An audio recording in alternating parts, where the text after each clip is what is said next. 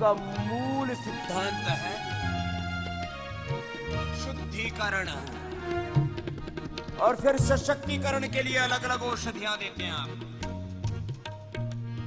अलग अलग प्रकार का योग अभ्यास कराते हैं। योग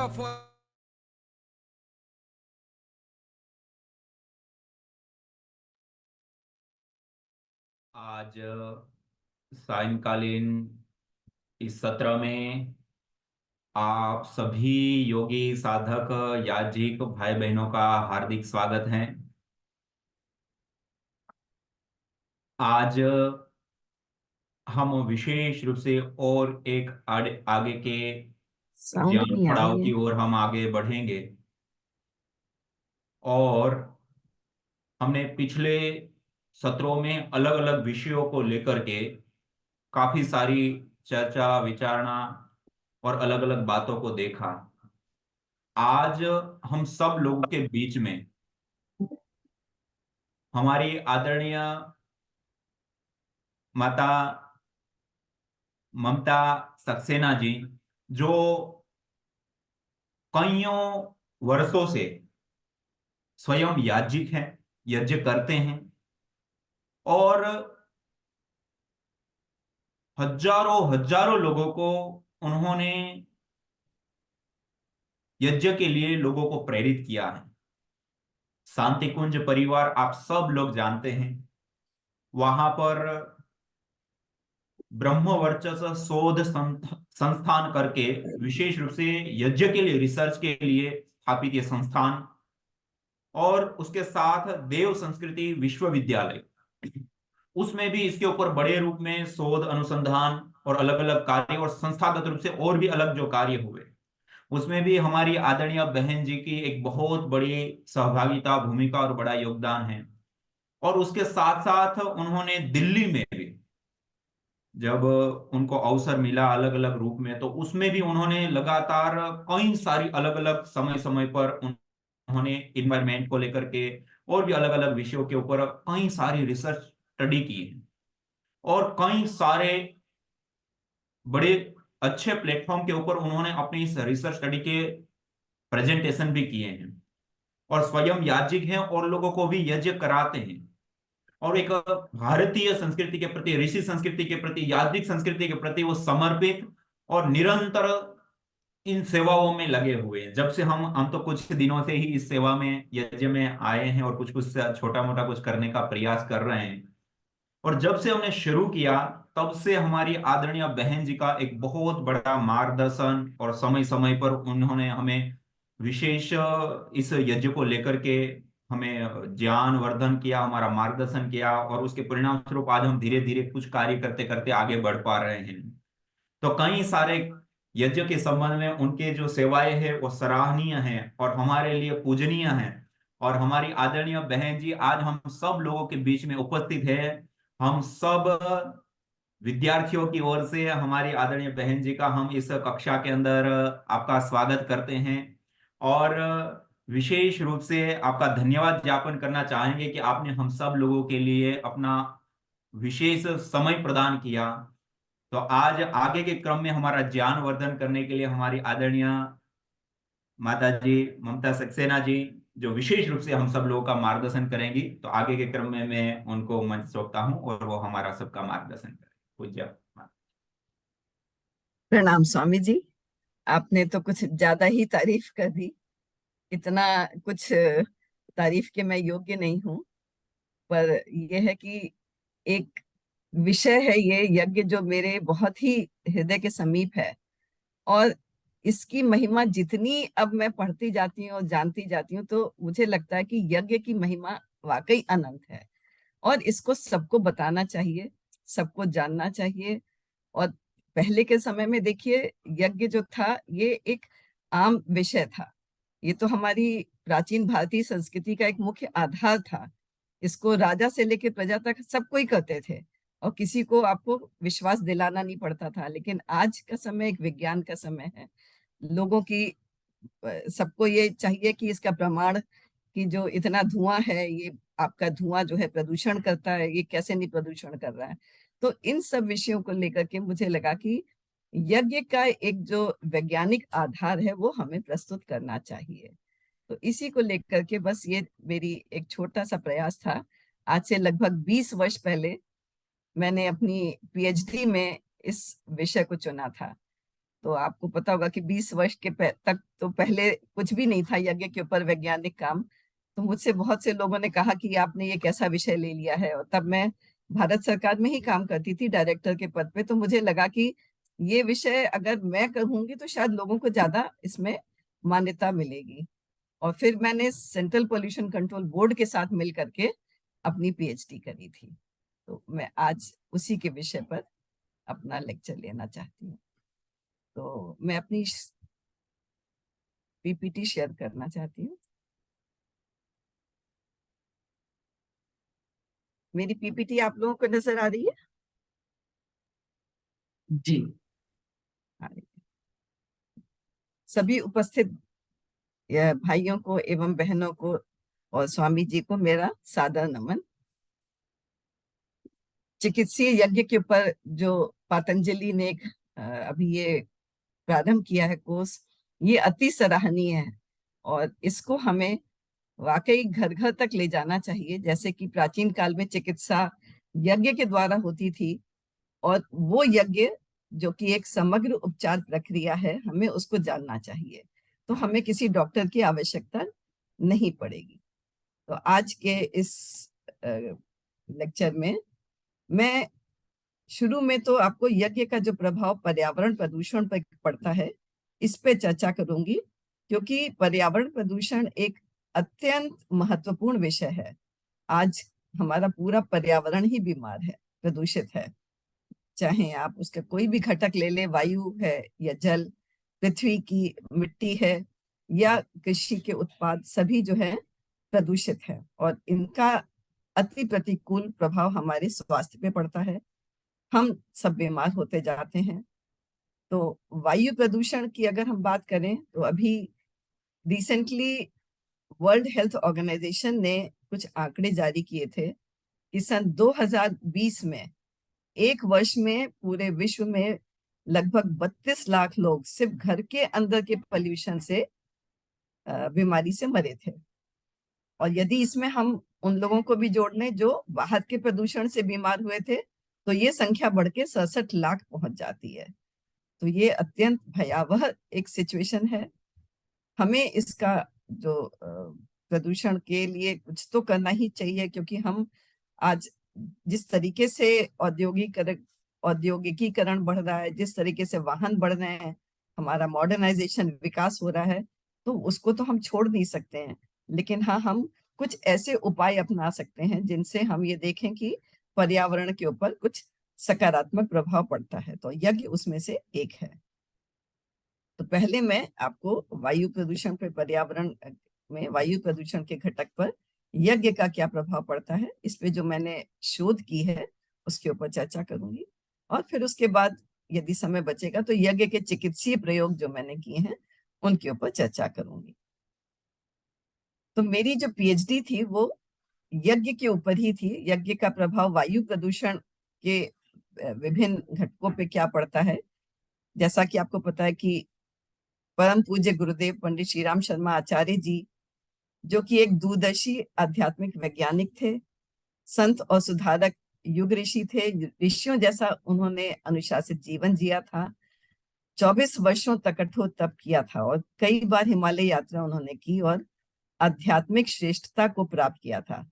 तो आपने शांति कुंज में एक आश्रम बनाया और पूरा गायत्री परिवार जो पूरे विश्व में इस समय फैला है उसको स्थापित किया था।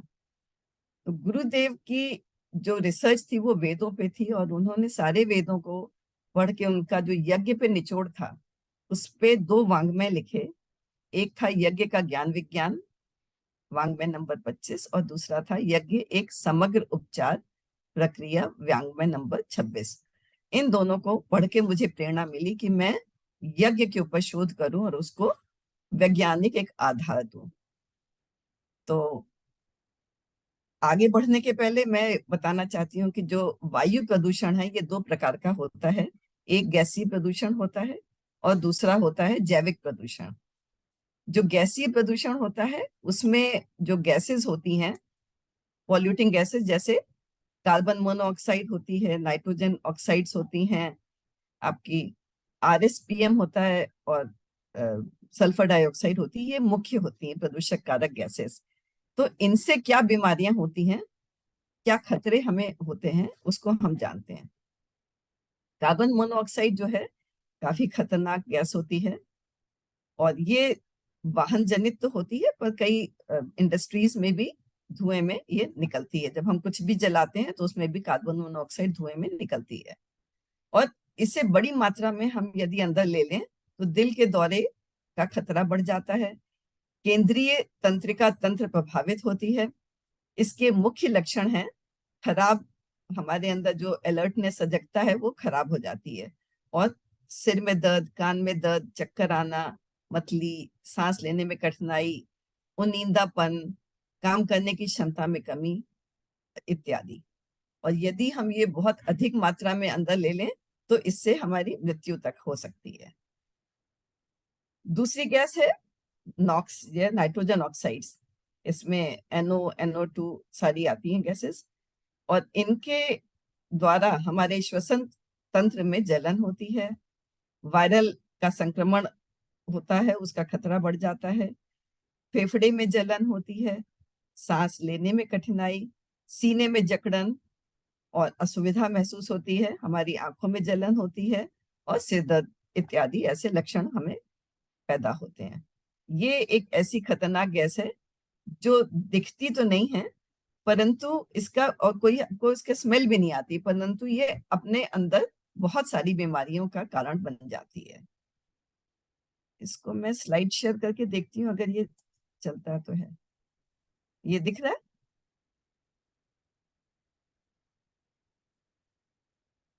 जी, एज इट इज है ये अभी दूसरी स्लाइड आ गई।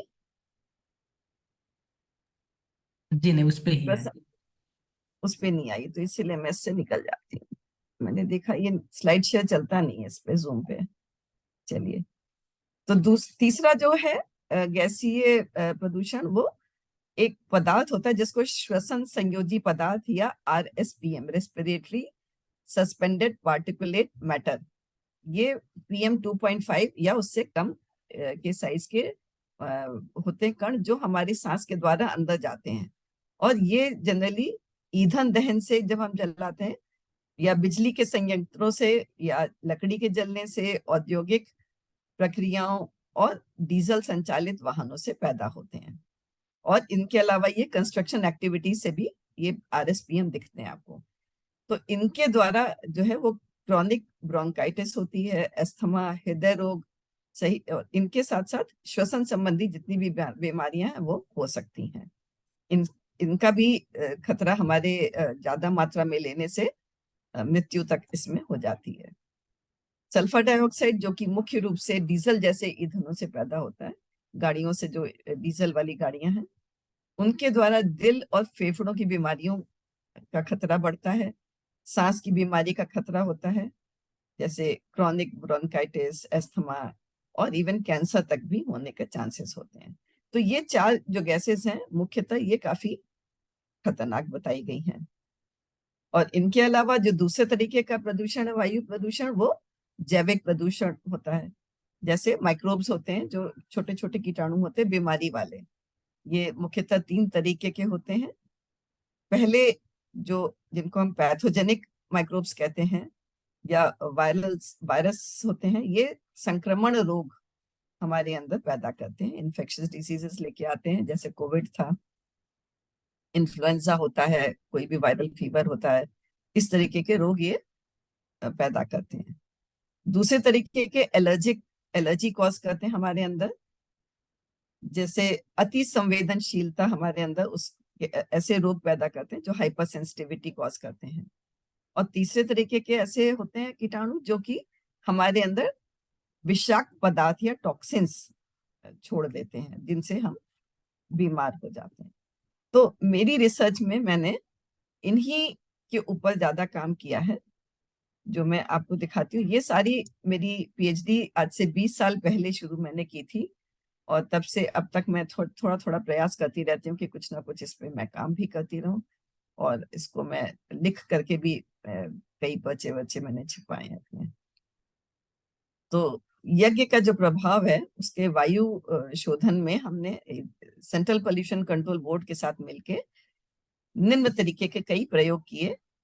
पहला प्रयोग था अंदरूनी वातावरण में व्याप्त सूक्ष्म कीटाणु जैसे बैक्टीरियाज हैं, फंगस हैं या पैथोजेंस हैं, इनके ऊपर यज्ञ का क्या प्रभाव पड़ता है, ये मैंने कई प्रयोग करके देखे।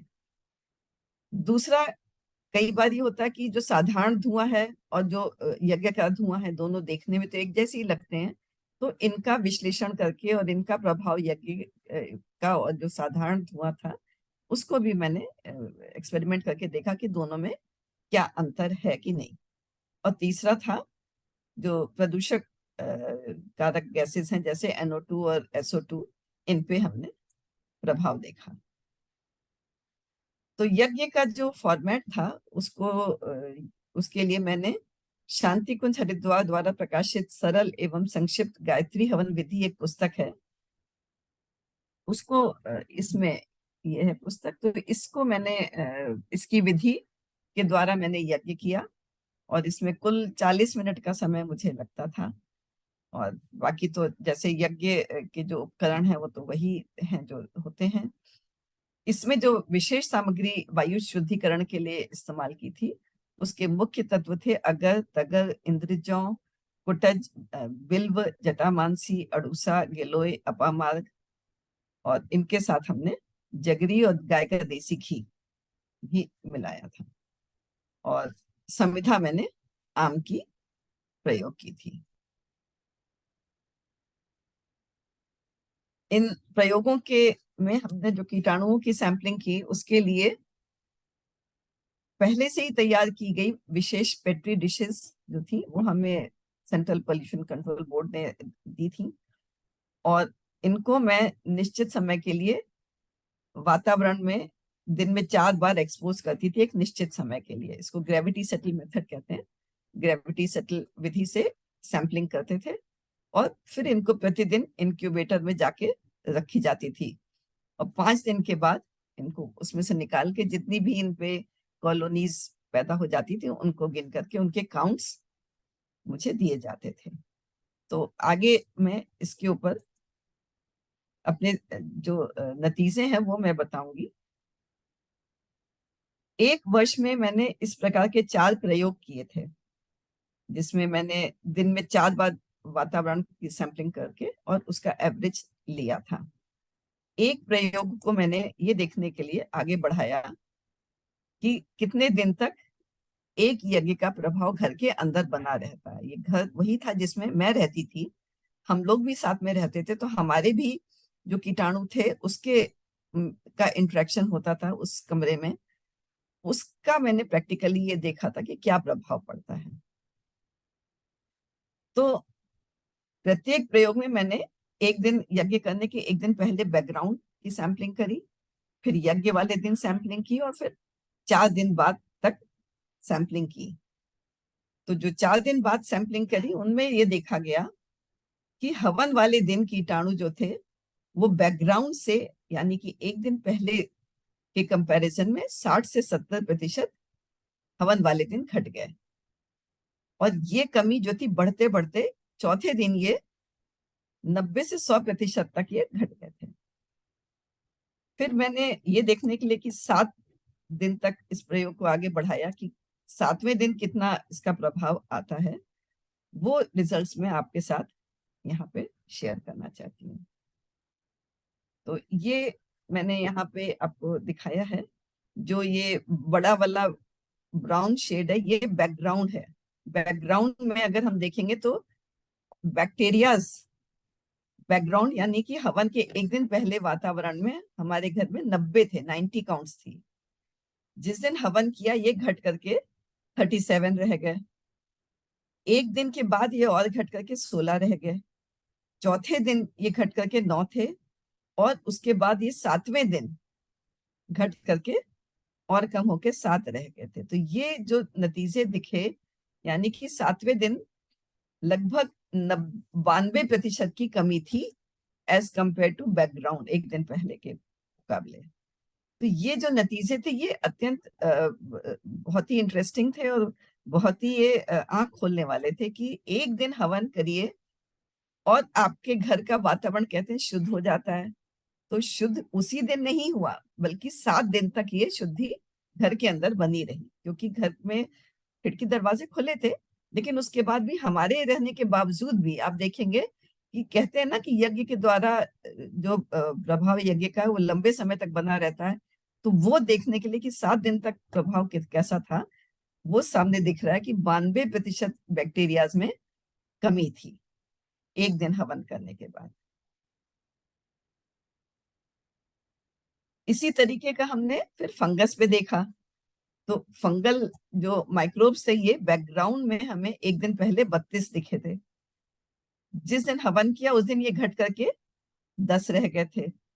फिर हवन के एक दिन बाद ये 8 थे और ये चौथे दिन 3 थे और फिर ये 7वें दिन 4 हो गए थे। तो यानी कि 7वें दिन भी 88% की इनमें भी कमी आ गई थी।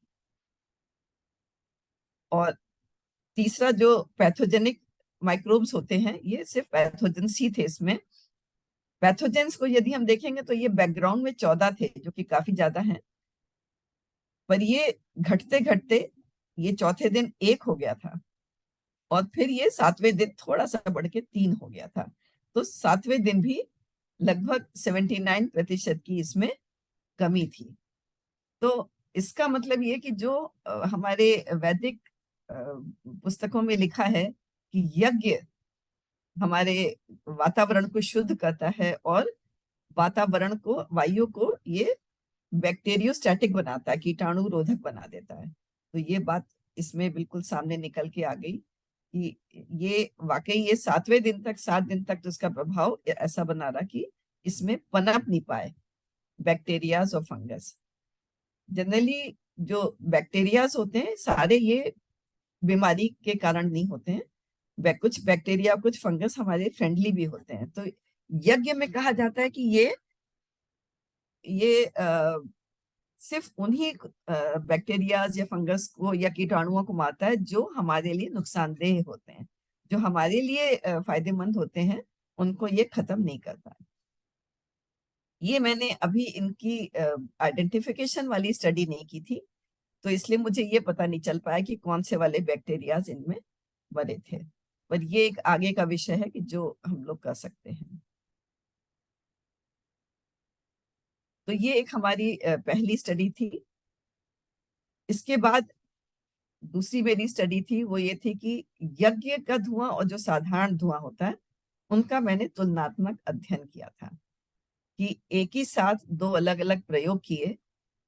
जहां पे यज्ञ था उस स्थल पे तो मैंने पूरी जड़ी बूटियों के साथ, देसी घी के साथ, आम की साफ संविधाओं के साथ प्रयोग किया, मंत्रों का उच्चारण किया। वहीं पे जहां पे साधारण धुआं करना था वहां पे मैंने सीली और लकड़ियां जो साफ नहीं थी, गंदी, और पत्तियों को जला करके धुआं किया था। और फिर इन दोनों स्थानों पे हमने प्रयोग के एक दिन पहले की बैकग्राउंड, फिर प्रयोग वाले दिन की बैकग्राउंड सैंपलिंग और उसके 2 दिन बाद तक वायु के कीटाणुओं की सैंपलिंग करी और इसके नतीजे काफी दिलचस्प थे। ये देखिए, जहां पे यज्ञ मैंने किया था उस वातावरण में तो बैकग्राउंड में 52 थे बैक्टीरियाज, ये घट करके प्रयोग वाले दिन 31 रह गए और उसके 2 दिन बाद ये 11 थे। परंतु जहां पे साधारण धुआं था वहां पे आप देखेंगे कि बैकग्राउंड में तो ये कम थे 27, परंतु ये प्रयोग वाले दिन बढ़ करके 49 हो गए और उसके एक दिन बाद ये 57 बढ़ गए, मतलब डबल से भी ज्यादा ये हो गए। तो ये भी एक इंटरेस्टिंग नतीजा था। फिर हम अगर फंगस में देखें तो सिमिलर उसी तरीके का हमें ट्रेंड यहाँ भी दिखा कि बैकग्राउंड में यज्ञ वाले वातावरण में तो बैकग्राउंड में 19 थी कीटाणु ये फंगस के, और फिर ये घट करके हवन वाले दिन 12 रह गए और उसके 2 दिन बाद ये घट करके और 6 रह गए। यानी कि इसका ट्रेंड तो वही था कि हवन वाले दिन के बाद से ये घटने शुरू हो गए थे। लेकिन जहां पे साधारण धुआं किया गया था वहां पे बैकग्राउंड में ये 7 थे, और ये जिस दिन प्रयोग किया उस दिन 12 हुए, और उसके एक दिन बाद ये और बढ़ करके 25 हो गए, बहुत ज्यादा बढ़ गए। फिर पैथोजेंस के ऊपर जब प्रयोग देखा तो ये पैथोजेंस 3 थे बैकग्राउंड में जहां पे हमने हवन किया था, और फिर ये एक दिन बाद थोड़े से बढ़ गए थे क्योंकि बैकग्राउंड में काफी शायद हवा में आ गए थे, और उसके 2 दिन बाद ये घट करके 2 थे। पर जहां पे साधारण धुआं किया गया था वहां पे ये बैकग्राउंड में 2 थे, और जिस दिन साधारण धुआं का प्रयोग किया उस दिन ये बढ़ करके बहुत 12 हो गए थे। तो इसीलिए शायद इधर भी, क्योंकि ये दोनों घर थोड़े अड़ोस पड़ोस में ही थे, तो बैकग्राउंड बढ़ने से दोनों जगह पे ही प्रभाव आया। लेकिन जहां पे यज्ञ किया था वहां पे देखिए फिर भी ये बहुत कम थे, 5 थे, जबकि जहां पे साधारण धुआं था वहां पे ये 12 थे, और फिर एक दिन बाद ये घट करके 4 रह गए। तो ये जो स्टडी थी ये हमारी बड़ी इंपॉर्टेंट स्टडी बन गई, क्योंकि देखने में तो दोनों धुआं एक जैसा लगता है, साधारण धुआं भी सफेद धुआं दिख रहा है और यज्ञ का धुआं भी सफेद दिखता है, पर दोनों में जमीन आसमान का अंतर है कि जहां एक तरफ यज्ञ वाले वातावरण में आपके बैक्टीरिया, फंगस और पैथोजेंस घट रहे हैं, वहां साधारण धुआं जहां किया गया है वो शायद प्रदूषण है, क्योंकि वो इनको बढ़ाने लगा, उससे ये बढ़ गए। तो जो साधारण धुआं होता है इसमें प्रदूषण यानी गंदगी होती है, और हम कहते ही हैं कि जहां पे गंदगी है वहां पे बीमारी का घर होता है। तो गंदगी जो है वो इनका भोजन बन जाता है, प्रदूषण जो होता है उसमें जो गंदगी होती है वो कीटाणुओं का भोजन बन जाती है, और वो इन उसमें ये बढ़ जाते हैं। तो दोनों धुओं का बिल्कुल सामने साथ साथ प्रयोग करने से हमें ये साफ पता चल गया कि धुआं जो साधारण हुआ था वो प्रदूषण होता है, पर जो यज्ञ का धुआं होता है वो मेडिसिनल फ्यूम्स होते हैं, औषधीय उसमें धुआं होता है, और उसका हमारे ऊपर सकारात्मक प्रभाव पड़ता है। 1 साल के बाद यही प्रयोग मैंने दोबारा रिपीट किया, ये देखने के लिए कि इसमें कैसा ट्रेंड आता है। तो इसमें भी आप देखेंगे कि बिल्कुल उसी तरीके का सेम ट्रेंड है। ये जो नीले नीले कॉलम्स हैं ये यज्ञ के हैं, और जो पीछे लाल वाले हैं ये साधारण धुएं के हैं। तो यज्ञ के धुएं में आप देखेंगे कि कम होते चले गए, और जो पीछे साधारण धुआं था वहां पे आपको ये बैक्टीरियाज बढ़ते चले गए। ये तो बैक्टीरियाज है, इसी तरीके का ये फंगस का भी चित्र है, और इसी तरीके का पैथोजेंस का भी ये चित्र है। पैथोजेंस बढ़ रहे हैं और यज्ञ के वातावरण में पैथोजेंस जो है वो कम है। तो ये 2 स्टडी करने से हमें एक तरीके से वो कंफर्मेशन उस ट्रेंड का मिल गया कि यज्ञ का धुआं और जो साधारण धुआं है दोनों बिल्कुल अलग होते हैं। फिर ये तो चूंकि घर के अंदर के प्रयोग थे, ये देखने के लिए कि क्या बाहर भी इसका कुछ इसका असर आता है। एक 12 फरवरी से 16 मई 2003 में एक दिल्ली में करावल नगर में खुली हवा में एक बड़े पैमाने पर 24 कुंडी यज्ञ का आयोजन किया गया था। तो वहां पे ये प्रयोग मैंने किए थे। इसमें 6,000 से और 16,000 तक लोग अलग अलग दिन शामिल हुए थे। ये मैंने फिगर इसलिए दी है क्योंकि जो हम लोग इंसान होते हैं ये हमारे द्वारा ही कीटाणु जो है हम कैरी करते हैं, और ये वातावरण में हमसे ही फैलते हैं। ये खांसी के द्वारा, छींकने के द्वारा, बोलने के द्वारा, कपड़ों से ये फैलते हैं। और यज्ञ स्थल पे फिर हमने समाप्त होने के 2 दिन बाद तक कीटाणुओं की सैंपलिंग की। तो इसमें मैंने देखा कि एक दिन पहले जो बैकग्राउंड था 11 मई को, उसमें बैक्टीरिया 43 थे, जो कि यज्ञ खत्म होने के बाद एक दिन बाद ये घट करके 20 थे, और फिर एक दिन उसके अगले दिन ये थोड़े से बढ़ के 27 थे। तो यानी कि इनकी एक दिन बाद इफेक्ट था, 54% की कमी थी, और अगले दिन भी थोड़ी सी कमी थी, लगभग 37% की। Excuse me.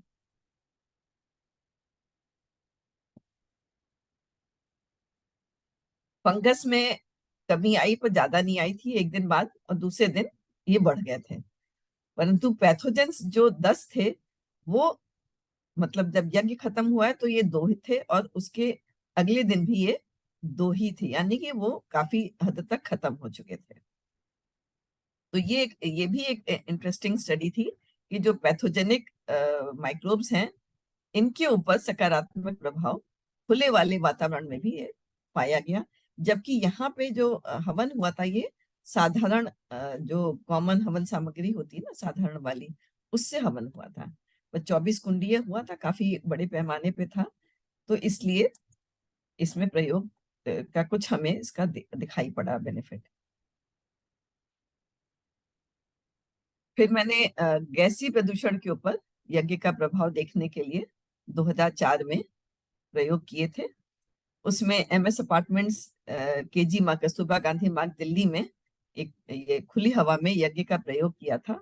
एक 5 कुंडीय यज्ञ का आयोजन किया था, और उसमें जो गेट था, हवा की डायरेक्शन में हमने एक हाई वॉल्यूम सैंपलर या सैंपलर लगाया था, ताकि जो हवा के साथ प्रवाह में जो भी हवा आएगी उसका हम सैंपल लेते जाएंगे, और प्रति 8 घंटे पे नमूने हम कलेक्ट करते रहे। 24 घंटे पूरे नमूने इसमें कलेक्ट किए गए थे। ये equipments central pollution control board ने लगाए थे, और ये रिजल्ट्स भी उनके ही हैं, दिए हुए हैं। तो इसमें आप देखेंगे कि हवन तो 1 तारीख को था, उसके एक दिन पहले बैकग्राउंड में NO2 जो थी वो 56 ppm थी। ये हवन वाले दिन घट करके ऑलमोस्ट 47% घट करके 29 रह गई थी, और उसके अगले दिन भी ये कम ही थी, 22.5 थी। तो लगभग 60% की कमी एक दिन बाद ही थी।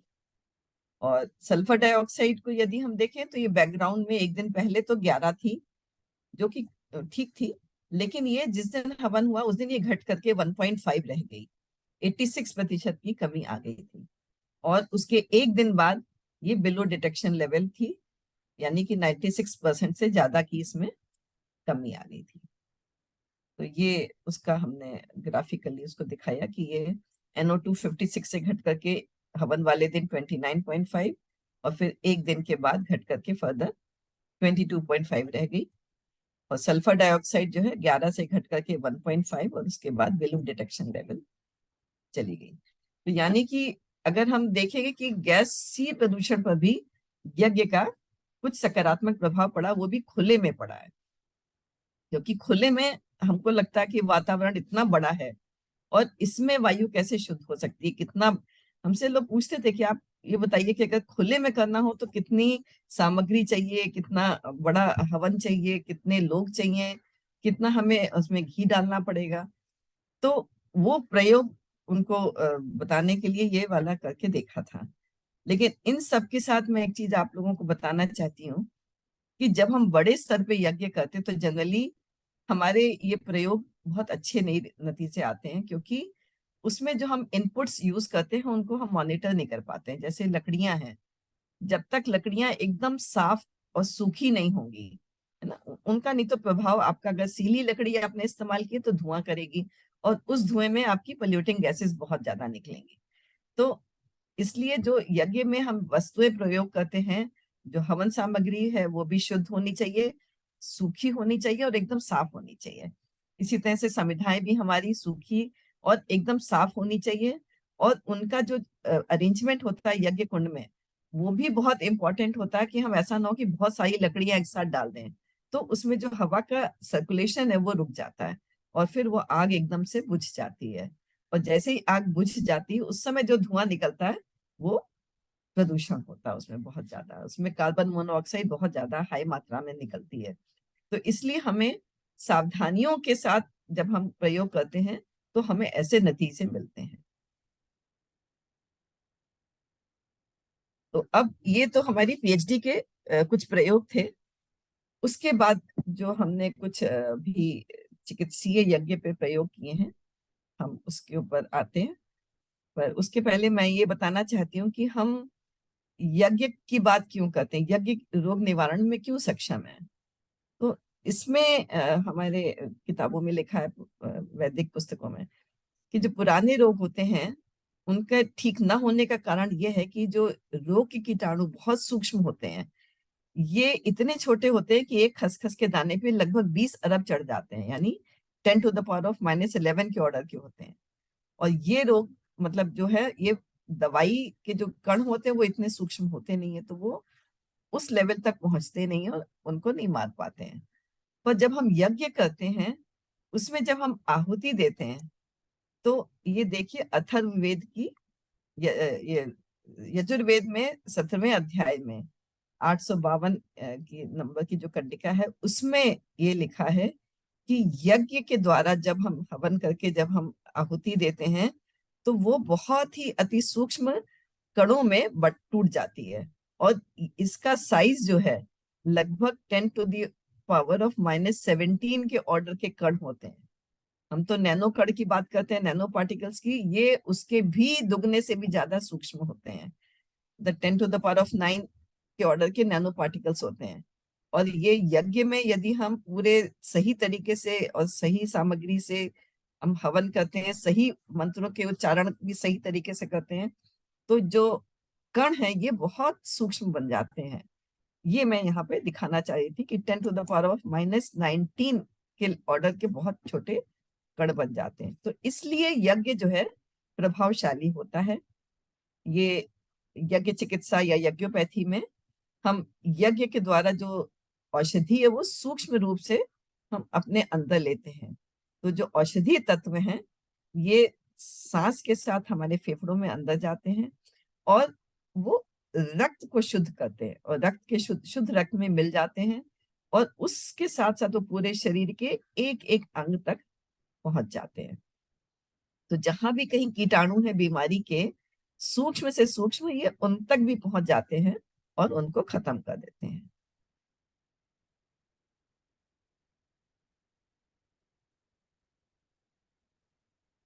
तो अब यज्ञ चिकित्सा के जो है वो बहुत सारे लाभ हैं, मैंने इसमें 2-3 ही लिखे हैं, परंतु यज्ञ चिकित्सा के इतने लाभ हैं कि मतलब लिखने लगे या बताने लगे तो शायद पूरा टाइम ही निकल जाएगा। पर मेन शॉर्ट में मैं बता देती हूँ कि आज जितनी भी चिकित्साएं हैं, जो पद्धतियां हैं जो बहुत प्रचलित हैं, या होम्योपैथी है, एलोपैथी है, आयुर्वेद, ये सब 1 to 1 करते हैं। आपने दवा खाई तो आपको ही लाभ मिलता है, एक ही बंदे को लाभ मिलता है। पर यज्ञ में जब हम आहुतियां देते हैं औषधि के साथ, तो वो उस वातावरण में जितने भी लोग बैठे हैं, 10, 20, 50, 100, सबको लाभ देता है। और इसके साथ जितने भी लोग हैं, यदि वो बीमार नहीं है तो ये उनको पुष्ट करता है। तो यज्ञ की एक खासियत है कि ये रोग का निवारण भी करता है और उसके साथ साथ ये रोग निरोधक क्षमता भी बढ़ाता है, हमारी बॉडी की इम्यूनिटी बढ़ाता है। जबकि हमारे जो प्रचलित आजकल की पैथीज हैं, जो विशेषकर जो एलोपैथी है, ये जब हम दवाइयां खाते तो हमारी इम्यूनिटी डाउन कर देती है दवाइयां और कमजोर कर देती है। बीमारी की वजह से हमारे शरीर में कमजोरी भी आ जाती है।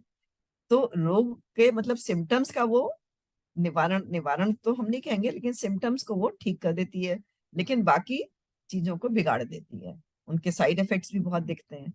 पर यज्ञ चिकित्सा का एक लाभ यह है कि वो रोग का निवारण तो करता ही है, पर साथ साथ रोग निरोधक क्षमता बढ़ाता है और हमारे बल की भी वृद्धि करता है। जो रोगी है वो चूंकि बहुत हैवी खाना नहीं खा सकता है, तो उसके बल की भी वो वृद्धि करता है और ये किसी भी प्रकार के साइड इफेक्ट से रहित होता है।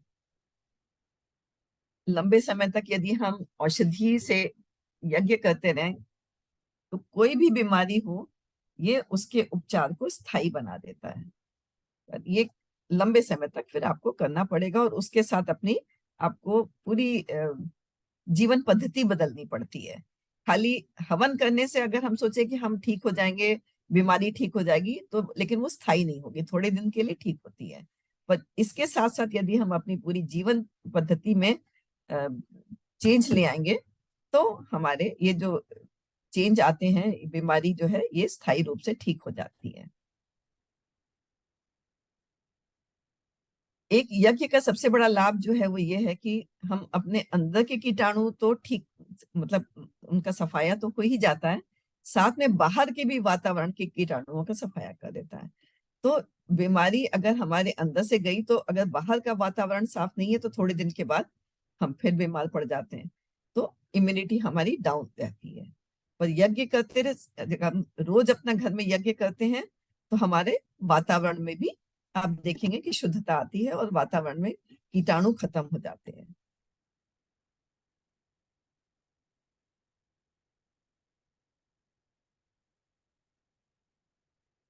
चिकित्सीय यज्ञ की अवधि के बारे में मैं बताना चाहती हूँ कि जैसी बीमारी है उसके अनुरूप ही चिकित्सा की अवधि रहनी चाहिए। अगर संक्रमण रोग है तो 3 से 5 दिन चिकित्सा काफी है, और उसके पश्चात 1 सप्ताह जो है रोगी को पौष्टिक तत्वों के साथ यज्ञ वाले वातावरण में बैठना चाहिए। अगर कोई क्रोनिक बीमारियां हैं तो 40 दिन से लेकर 3 महीने तक भेषज यज्ञ में नियमित रूप से बैठने पर बीमारी में निश्चित रूप से आराम हो जाता है। और यदि दुर्बलता के कारण बैठने के हालत में रोगी ना हो तो फिर उसी स्थान पर वो लेट कर ही यज्ञ के धूम्र और ऊर्जा का लाभ ले सकता है। तो अब मैं अपने जो यज्ञ पे शोध मैंने चिकित्सीय यज्ञ के ऊपर की थी, अभी ये बिल्कुल रिसेंटली मैंने किया था, पिछले 2021 में। ये हमने एक महीने का प्रयोग किया था बच्चों के ऊपर। तो एक सरस्वती पंचक 5 जड़ी बूटियों का एक सरस्वती पंचक बनाते हैं जो मेधावर्धक होती हैं, और उनका प्रयोग करके बच्चों के ऊपर देखा था कि इनके ऊपर क्या फर्क आया, इनकी मेमोरी पे क्या चेंज आया, इनकी पर्सनालिटीज में क्या चेंज आया, इनकी एनर्जी के ऊपर क्या चेंज आया। ये एक स्टडी की गई थी। तो इसमें 24 बच्चे लिए थे, और उसमें से 12 बच्चों को हमने एक कंट्रोल ग्रुप बनाया था, जिनको हमने यज्ञ में नहीं बैठाया था, उनके साथ हमने कोई किसी प्रकार का भी कोई एक्टिविटी नहीं की थी। और जो दूसरे 12 बच्चे थे उनको हमने एक्सपेरिमेंट में लिया था। उनको हमने 30 दिन तक यज्ञ कराया, और पूरा एक उसमें प्रक्रिया थी यज्ञोपैथी की जो उनको कराई गई। उसके साथ साथ उनको हमने एक जिस सरस्वती पंचक का ही काढ़ा भी बना के पिलाया, तो उसका इफेक्ट देखा गया। तो ये सरस्वती पंचक में जो 5 मेडिसिन होती हैं, ये ब्राह्मी, शंखपुष्पी, शतावर, गोरखमुंडी और मीठी बच, ये सभी जो हैं दिमाग के उत्तम टॉनिक हैं, और मेमोरी इनसे बहुत अच्छी मेमोरी बढ़ती है, और उसको ये अक्षुण बनाए रखने के लिए, मेधावी और प्रतिभावान बनाए रखने के लिए वरदान के समान है। इसके साथ साथ यदि कोई आपकी मानसिक बीमारियां हैं, जैसे दिमागी थकान है, सिर दर्द है, तनाव है, उदासी, उत्तेजना, हिस्टीरिया, पागलपन, अनिद्रा आदि मस्तिष्कीय रोगों में भी ये अति लाभकारी होती है। तो इसमें जो हमने टेस्ट किए थे वो दोनों ग्रुप्स पे किए थे। जो ग्रुप था जिसपे हमने एक्सपेरिमेंट किया था उस पे भी किए थे, और जो हमने एक्सपेरिमेंट का जो कंट्रोल ग्रुप था जिसके साथ कोई भी एक्टिविटी नहीं की थी, उनके साथ भी एक्सपेरिमेंट शुरू होने के पहले और 30 दिन के बाद टेस्ट किए थे। तो एक तो पहला था तो मेमोरी टेस्ट हमने ऑनलाइन जो आते हैं टेस्ट उनको लिया था, और दूसरा जो था हमने एक बायोवेल कैमरा आता है क्रिलियन फोटोग्राफी का, उसके द्वारा बायोमेट्रिक टेस्ट किए थे। और ये हमारा एक्सपेरिमेंटल प्रोटोकॉल था जो हमने किया था। इसमें हमने 15 मिनट शुरू में बच्चों को सरल योगासन करवाया जो बच्चों के लिए लाभकारी होगा। फिर उसके बाद सरस्वती पंचक सामग्री से 30 मिनट का हवन करवाया, जिसमें षटकर्म, देव पूजन, अग्नि पूजन के पश्चात 24 आहुतियां सरस्वती गायत्री मंत्र की दी गई थी, 5 आहुतियां महामृत्युंजय मंत्र की, 1 आहुति सृष्टिकृत होम तथा पूर्णाहुति की गई थी। इसके बाद 15 मिनट का बच्चों को मौन ध्यान करवाया। उसके बाद 30 मिनट का उनको प्राणायाम उसी वातावरण में कराया, ताकि जो औषधीय धूम्र है और जो प्राण शक्ति वहां पे आई है, वो दोनों उनके अंदर पहुंचे। तो ये इन्होंने 30 मिनट के उन्होंने ये प्राणाकर्षण प्राणायाम किए थे, भस्त्रिका किए थे, कपालभाति किए थे, अनुलोम विलोम किया था और फिर भ्रामरी की थी। इसके अतिरिक्त उन बच्चों को जो एक्सपेरिमेंटल ग्रुप में थे, प्रातः और सायं दोनों समय सरस्वती पंचक का काढ़ा दिया था। उनको अच्छी प्रेरणादायक साहित्य का स्वाध्याय करवाया था। फिर सुबह सुबह उनको हवन के पश्चात पौष्टिक नाश्ता, जिसमें अंकुरित मूंग, चना, मूंगफली और किशमिश ये करवा देते थे, और शाम को भी सरल योगासन उनको कराते थे। ये हमारा एक्सपेरिमेंटल पूरा प्रोटोकॉल था। ये उनका मेमोरी टेस्ट हम करवा रहे हैं बच्चों को, इसका एक चित्र है। तो इसके जो रिजल्ट्स हैं ये मैं आपको दिखाना चाहती हूँ कि जो कंट्रोल ग्रुप था हमारा, 12 बच्चे थे। इन 12 बच्चों में से 10 बच्चों की मेमोरी में या तो कोई चेंज नहीं आया, तो बिल्कुल सेम रहे, या फिर थोड़े से कम हो गए, 9 से 5 हो गया, 6 से 4 हो गया। पर वहीं पे जो एक्सपेरिमेंटल ग्रुप था, यहाँ पे 12 में से 11 बच्चों के या तो सेम थे या बढ़ गए काउंट्स, मतलब स्कोर्स जो हैं ये मेमोरी के, 1 से 7, 4 से 18, 8 से 8, 0 से 7 हो गया, 9 से 14। मतलब बहुत अच्छा रिजल्ट इसमें हमको दिखाई पड़ा। इसी को मैंने ये ग्राफिकली यहाँ पे दिखाया है। तो अगर आप कंट्रोल ग्रुप में देखेंगे तो सब ज्यादातर या तो बराबर है या कम दिख रहे हैं, है ना। ये पर ये 12 में से 10 ऐसे थे जो या तो बराबर थे या कम हो गए थे। यहाँ पे 12 में से 11 ऐसे थे जो या तो बराबर थे या फिर सब बढ़े हुए थे। ये पीला वाला पहले का है और लाल वाला जो काउंट है ये 30 दिन के बाद का काउंट है। तो ये एक सिग्निफिकेंट चेंज दिखा था बच्चों की मेमोरी में सरस्वती पंचक काढ़े के साथ, जब हमने उनके ऊपर प्रयोग किया था। फिर इसके बाद दूसरा जो हमने उनके ऊपर टेस्ट किए थे वो बायोवेल, हमारे पास क्रिलियन फोटोग्राफी कैमरा है इस तरीके का। इसमें इसका जो प्रिंसिपल है, ये गैस डिस्चार्ज विजुअलाइजेशन के द्वारा इसमें हम टेक्नोलॉजी इस्तेमाल करते हैं, और इसके द्वारा किसी भी इंसान के हाथ की से उसकी पूरी बायोमेट्रिक से उसकी ऊर्जा कितनी है वो इसमें फोटोग्राफी से आ जाती है, और उसको फिर हर अंग में कितनी ऊर्जा है वो दिख जाती है। तो ये ऐसे बच्चों को हम लोगों ने टेस्ट लिए थे, उनके सैंपल्स।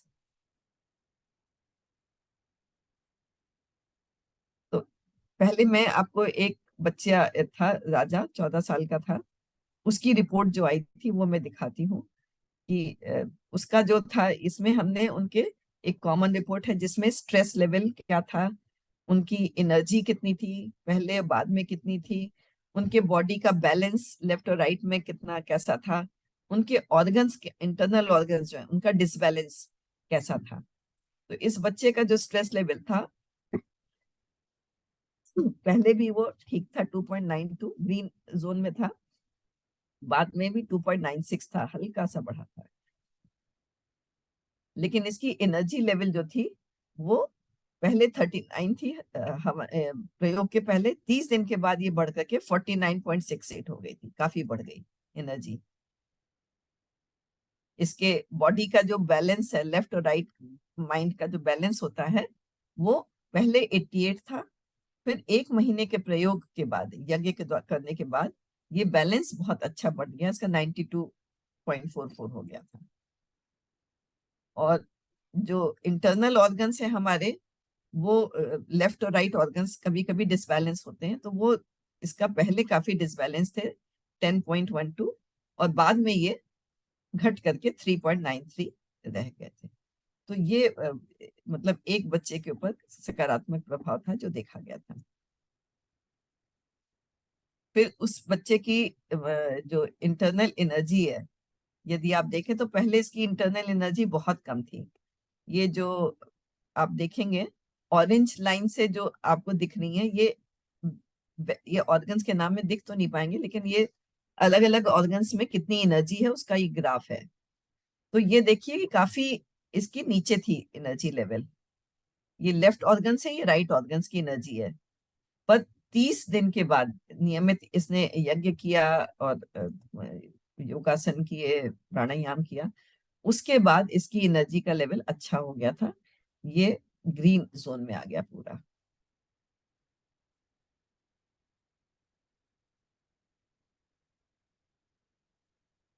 ऐसे ही इसकी एनर्जी जो थी पहले 39 जूल्स थी और बैलेंस 88% था, जो कि 30 दिन के बाद एनर्जी बढ़ के 50 जूल्स हो गई थी और बैलेंस 92% हो गया था। तो ये तो एक बच्चे के एक्सपेरिमेंटल रिजल्ट्स थे। अब अगर हम पूरे ग्रुप देखें, 12 बच्चों के जो दोनों ग्रुप थे, तो इन दोनों बच्चों के ग्रुप्स के बच्चों का हमने एवरेज लिया है। और जब हम एवरेज देखते हैं तो हम देखते हैं कि जो कंट्रोल ग्रुप था, जिसके ऊपर हमने कोई एक्टिविटी नहीं की थी, अगर हम उसकी औसतन ऊर्जा को देखें तो प्रयोग से पहले उसकी ऊर्जा 45.9 यानी 46 की गई थी, जो कि घट करके थोड़ी सी 45.2 हो गई थी। जबकि उसी जगह पे जो हमने हमारा एक्सपेरिमेंटल ग्रुप था, प्रायोगिक ग्रुप, उसकी ऊर्जा पहले 43.8 थी, ये बढ़ करके 49.3 एवरेज हो गई थी। तो 12 बच्चों के एवरेज में आप देखेंगे कि काफी चेंज दिख रहा है, जो कि इस यज्ञोपैथी का ही प्रभाव है। फिर इसी प्रकार से जो उनका, अगर हम बैलेंस की बात करें, मानसिक लेफ्ट और राइट ब्रेन जो होता है हमारा, उनका बैलेंस, तो जो हमारा कंट्रोल ग्रुप था उसमें 96.7 पहले था और ये घट करके 95.6 हो गया था 30 दिन के बाद। परंतु जो हमारा एक्सपेरिमेंटल ग्रुप था उसमें बैलेंस पहले तो कम था, 88.3 था, ये बढ़ करके 96.3 हो गया। यानी कि आपको विजिबल चेंज दिख रहा है 30 दिनों में।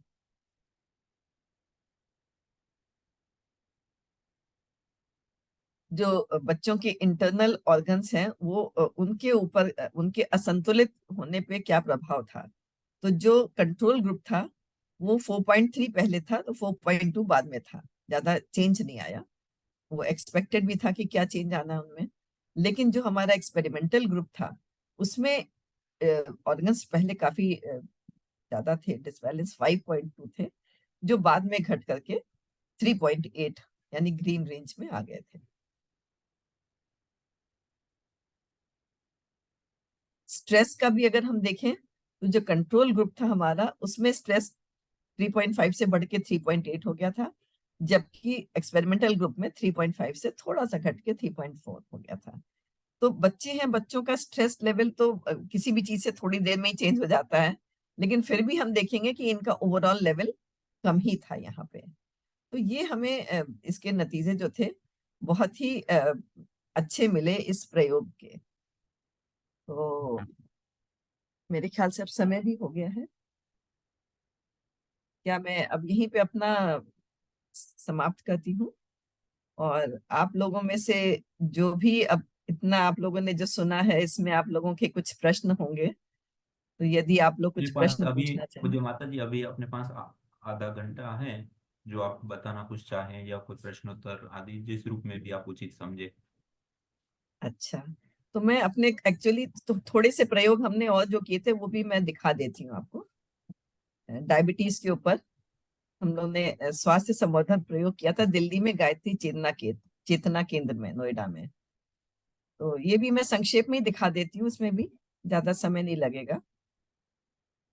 तो इसमें 11 डायबिटिक रोगियों पे हमने 25 अप्रैल 19 से 20 मई 19 तक पहला सत्र हमने किया था। और इसका संचालन यहाँ पे जो इंचार्ज थे RN सिंह जी और US गुप्ता जी, इन्होंने किया था। इसमें हमने मिट्टी के गोलाकार कुंड में गोमय समिधाओं द्वारा डायबिटीज रोग की विशेष हवन सामग्री का प्रयोग करते हुए, उसमें हमने कॉमन सामग्री भी मिलाई थी 2:1 के रेशियो में। विशेष हवन सामग्री 2 और 1 हिस्सा कॉमन हवन सामग्री, उससे हमने हवन किया था। तो उसमें जो हमें नतीजे मिले थे ये भी काफी हमें इंटरेस्टिंग मिले थे। तो ये जो पेशेंट्स हैं आप देखेंगे कि ये सब काफी एज वाले ज्यादातर हैं। अनिल मिश्रा जी थे, ये 68 साल के थे और इनका फास्टिंग ब्लड शुगर पहले 200 था। इनका जो बाद में जब पूरा सत्र हो गया उसके बाद हमने देखा तो ये 88 हो गया था। और इनका जो पीपी वाला होता है ये शुरू में 400 से 450 के बीच में था, जो कि बाद में घट करके 261 हो गया था। इसी तरीके से एक श्रीमती गीता मिश्रा जी हैं, ये 56 साल की थी उस समय, तो इनका फास्टिंग बहुत ज्यादा था 300, ये घट करके सत्र के बाद में 183 पे आ गया था। और इनका पीपी भी 400 था जो घट करके 272 हो गया था। और इनके जो था इसके अतिरिक्त इनके घुटनों में दर्द रहता था और इनके बॉडी का वजन भी काफी बढ़ा हुआ था, उसमें भी इनको काफी लाभ मिला था। फिर शकुंतला गुप्ता जी हैं, ये 53 साल की, इनका हमने शुरू में नापा था तब 160 था, जो कि बाद में घट करके 112 हो गया था फास्टिंग। और जो पीपी था वो 102 के लेवल पे आ गया था। इनके भी एनर्जी लेवल में काफी चेंज आया था। कह रही थी कि मुझे अपने अंदर एनर्जी अच्छी लगती है, महसूस होती है। श्रीमती रेणु बाला सिंह 38 साल की थी, इनका भी रेंडमाइज्ड जब टेस्ट किया था पहले तो 324 था, जो कि बाद में घट करके इनका फास्टिंग वाला 213 था और पीपी वाला 275 था। इनका इनकी भी बॉडी वेट में थोड़ा सा कमी आई थी।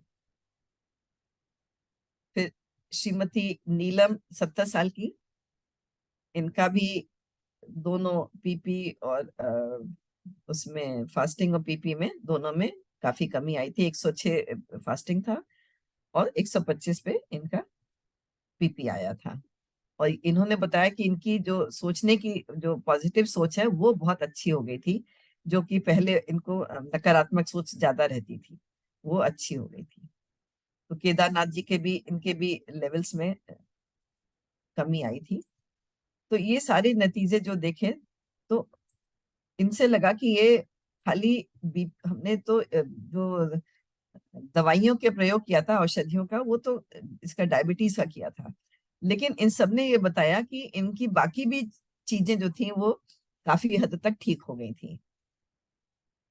तो इसी प्रकार से जयपुर में एक हमने गायत्री चेतना केंद्र दुर्गापुरा में एक शिविर लगाया था, जिसमें जोड़ों के दर्द पे हमने काम किया था। 10 दिन का सत्र था, इसमें 5 रोगियों ने भाग लिया था। तो इनके भी हम रिजल्ट्स आपको दिखाना चाहते हैं कि मिसेस चंद्रकला शर्मा, इनकी 71 साल की उम्र, इनको बहुत सारी प्रॉब्लम्स थी। आई तो जोड़ों के दर्द के लिए थी, लेकिन इनको अन्य प्रॉब्लम्स भी थी जो हमने नोट करी थी। गायनी प्रॉब्लम थी, इनको ब्लड प्रेशर रहता था, एसिडिटी रहती थी, इनके घुटनों में दर्द होता था, इनको नींद की समस्या थी, नींद नहीं आती थी, बहुत प्रॉब्लम थी नींद की इनको। इनका वजन भी बहुत ज्यादा था और इनकी एक समस्या थी कि इनके पैर के में जो अंगूठा होता है उसमें बहुत स्वेलिंग रहती थी पिछले कई सालों से, वो कुछ भी करके कहती जाती नहीं थी। 10 दिन के सत्र में भाग लेने पे इनके जो तकलीफें थी, अगर आप देखेंगे तो गायनी प्रॉब्लम में 70% की कमी बता रही थी, ब्लड प्रेशर भी कहती आधा हो गया था हमारा, एसिडिटी में भी 50% का फायदा था, घुटने के दर्द में तो फायदा था ही 50%, नींद में कहती हमारा बहुत फायदा हुआ था, कहती जो मुझे बिल्कुल नींद नहीं आती थी वो 50% नींद इनकी अच्छी हो गई थी। और 10 दिन में 3 किलो वजन घट करके इनका 80 पे आ गया था। और जो अंगूठे की स्वेलिंग थी जो कि सालों से इनकी थी और नहीं जाती थी, वो 10 दिन में बिल्कुल खत्म हो गई घट करके। फिर एक गीता गोयल जी, ये 59 ईयर्स की, इनको बैक पेन रहता था, ये उसके लिए आई थी और इन्होंने इसके लिए बड़े लंबे समय तक उपचार किए थे, कई अस्पतालों में दिखाया था, पर इनको आराम नहीं मिला और इनके घुटने में भी दर्द था। तो 10 दिन के इन्होंने जब उपचार किया तो इनको बता रही थी कि लगभग 80% इनके बैक पेन में रिलीफ हो गया था और घुटने के दर्द में भी काफी आराम था इनको। फिर यशोदा भाटिया जी 64 इयर्स की थी। इनको भी बैक पेन रहता था। इन्होंने भी मेट्रो मास हॉस्पिटल से लगभग 1.5 साल अपना इलाज कराया था और उसमें इनको कोई खास लाभ नहीं हुआ था। और 10 दिन की चिकित्सा में इनको लगभग 60% का रिलीफ मिल गया था पीठ बैक पेन में। और इनके पैरों में नीचे जलन होती थी, तो उसमें भी ये बताई थी कि इनको कुछ आराम है। फिर एक राधा वल्लभ खुटेटा जी 75 वर्ष की, इनके पैरों में स्वेलिंग रहती थी 10 सालों से। उन्होंने बाईपास सर्जरी कराई थी और पैरों में लगभग 10 साल से स्वेलिंग रहती थी। उसमें इनको 80% 10 दिन में रिलीफ हो गया था। ज्वाइंट्स पेन में भी इनको 80% रिलीफ था। इनके पैरों में क्रैम्प्स आते थे, दर्द आते था बहुत, उसमें भी बता रही थी लगभग 80% रिलीफ है। और एक पन्नालाल सोनी जी थे, उम्र तो इनकी 64 वर्ष की थी, परंतु इनके हार्ट की बहुत प्रॉब्लम थी और इनके हार्ट की एफिशिएंसी डॉक्टर ने बताया था कि सिर्फ मात्र 25% ही रह गई है। तो बहुत ही डेलिकेट अवस्था थी। हमें थोड़ा इनके साथ डर भी लग रहा था कि इनको मैं लूं कि ना लूं, पर वो बोले कि नहीं, आप निश्चित रहिए, मैं अपने उससे आ रहा हूँ, इसमें कुछ भी आपके ऊपर कोई बात नहीं आएगी। अगर कुछ गड़बड़ होता भी है, पहले तो होगा नहीं, वो बिल्कुल श्योर थे कि कुछ गड़बड़ नहीं होने वाला है। तो फिर वो आ गए थे। तो उनको मेन थी कि सांस नहीं ले पाते थे, वो डीप ब्रीथ नहीं कर पाते, बहुत उथली सांसें जाती थी। तो वो 50% उनको 10 दिन में आराम मिल गया था। वो कहते थे मेरे बहुत ही, अब मैं आराम से ब्रीथ कर पा रहा हूँ। और उन कह रहे थे कि मुझे अपने हार्ट में जो एक कमजोरी लगती थी उसमें भी मुझे बहुत रिलीफ लग रहा है। वो तो 80% बता रहे थे कि मुझे अपने अंदर एनर्जी इंप्रूव लग रही है हार्ट में। तो ये कुछ नतीजे थे जो मुझे लगा कि मैं आप लोगों के साथ शेयर कर सकती हूँ। एक हमने अस्थमा पे केस स्टडी की थी। एक दिल्ली में आर के पुरम में हमारे गायत्री परिवार के परिजन है बैद्यनाथ शुक्ला जी। ये कई वर्षों से अस्थमा से पीड़ित थे और इन्होंने अपने आप को एलोपैथिक इलाज करके मैनेज करते रहे कुछ दिन तक। काफी दिन चलता रहा। फिर इन्होंने कहा कि मैं यज्ञोपैथी करना चाहता हूँ, तो मेरे मार्गदर्शन में उन्होंने अपनी चिकित्सा प्रारंभ की। तो उन्होंने अस्थमा की विशेष शमन सामग्री और कॉमन सामग्री को 3:1 के अनुपात में मिलाया और उससे उन्होंने डेली हवन किया। उसमें हवन में उन्होंने सूर्य गायत्री मंत्र से 24 आहुतियां दी।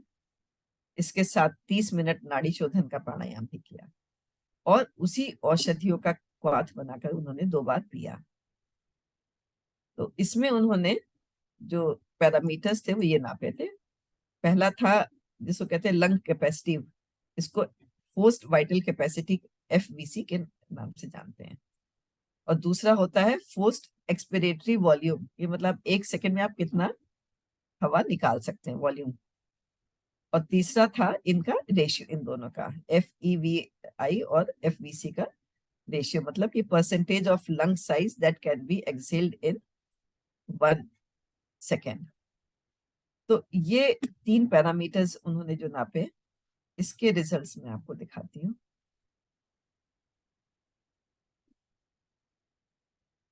ये आप देखेंगे पैरामीटर्स है। FVC जो है ये लीटर में है।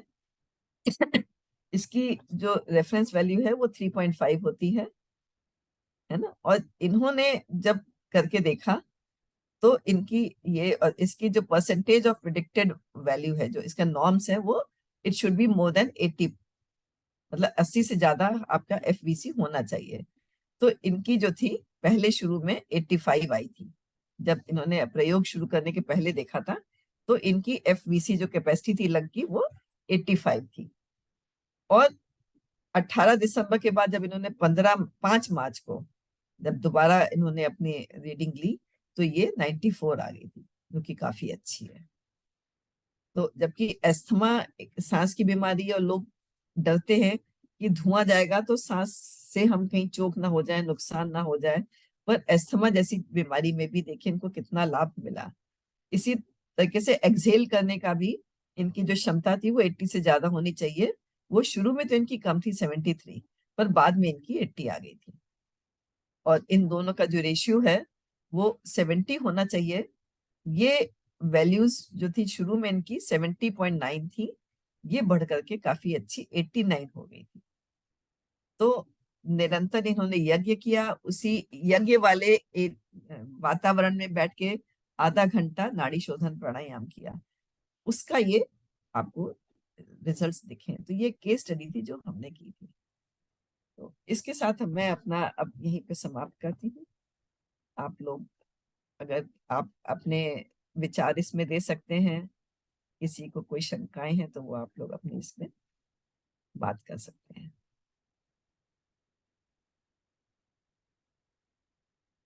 पूज्य माता श्री ने हम सब लोगों को कई सारी अलग अलग स्टडी को, वैसे जितना हमने ये 1 घंटे के अंदर सुना, उसको जब हम करने के लिए जाते हैं तो कई साल की तपस्या उसमें चली जाती है, कई खर्च भी लगता है, कई लोगों का सहयोग भी लगता है और बहुत सारी चीजें होती हैं जो आज हमें ये 1 घंटे के अंदर थोड़ी ही देर में हमें परोस दिया गया।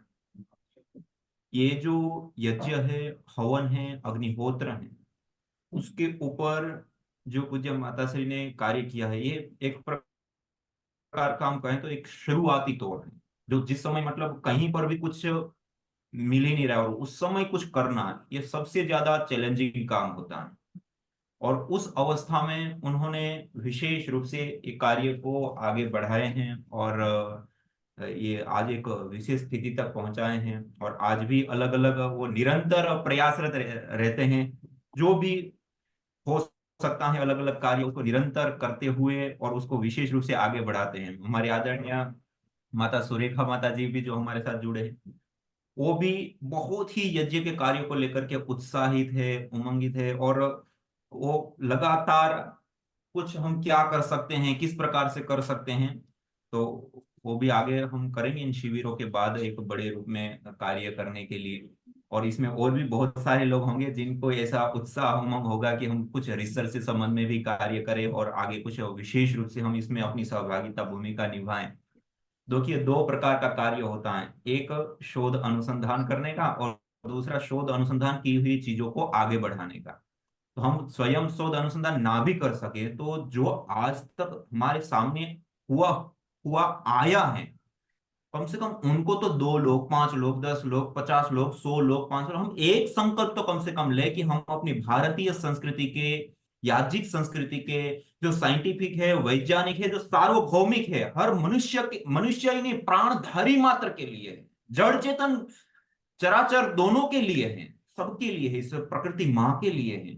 ऐसा जो अनमोल कार्य है, उस चीजों को हम सप्ताह में 1 घंटा, 2 घंटा, 3 घंटा, कुछ नहीं तो महीने में कुछ समय हम निकालें, हर रोज 5-10 मिनट का कुछ समय निकाल करके जिस किसी भी प्रकार से हम सोशल मीडिया के माध्यम से या हमारे आसपास रहने वाले लोगों के बीच में प्रेरित करके कोई छोटा मोटा कार्यक्रम है, किसी का जन्मदिन है, कहीं कुछ है, तो कोई भी निमित्त पकड़ा, कोई महापुरुषों की पुण्यतिथि है, जन्मतिथि है, या और भी कई सारे हमारे राष्ट्रीय पर्व आते हैं, कई सारे पारिवारिक पर्व होते हैं, कई सारे हमारे धार्मिक, आध्यात्मिक और सांस्कृतिक पर्व होते हैं, कुछ भी माध्यम से छोटा मोटा यज्ञ का आयोजन किया, उसमें लोगों को बुलाया और उसमें उनके सामने सारी चीजें प्रस्तुत की, उसके सामने रखा, उनको भी प्रेरित किया।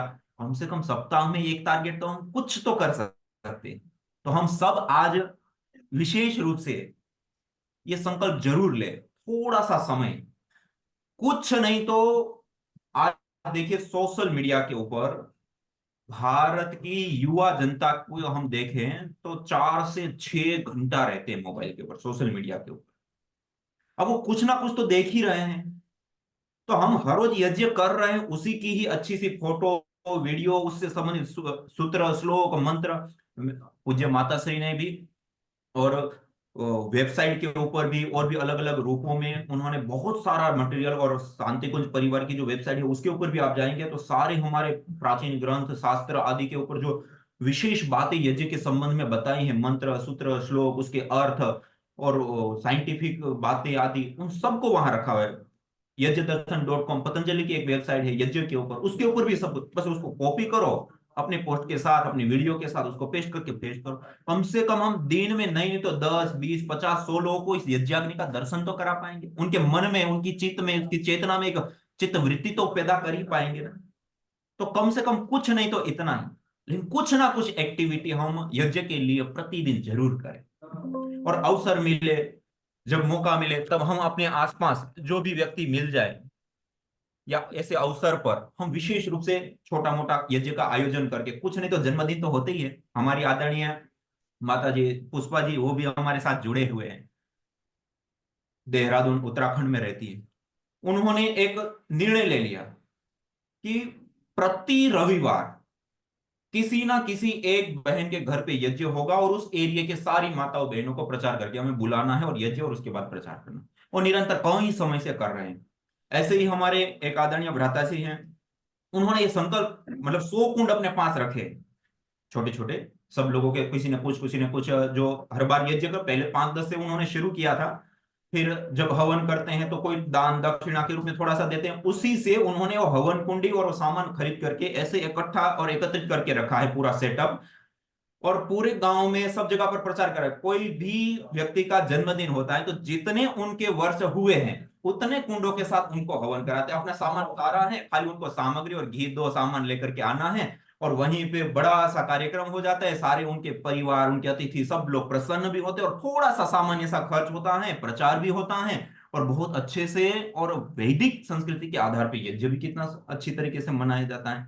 और इसी प्रकार से अलग अलग तरीकों से, अलग अलग रूपों में हम जन जन तक, घर घर तक पहुंचे, लोगों तक पहुंचे, इन बातों को पहुंचाए। देखिए, कई सारी चीजें ऐसी होती है जो बहुत ज्यादा लाभकारी, हितकारी, उपयोगी होती है, लेकिन उसका प्रचार यदि सही तरीके से ना हो, लोगों तक ना पहुंचे, तो उस विद्या का लोग लाभ नहीं उठा पा सकते। योग विद्या भी ऐसी अनमोल थी, है, लेकिन उसका उस रूप में प्रसार प्रचार नहीं था।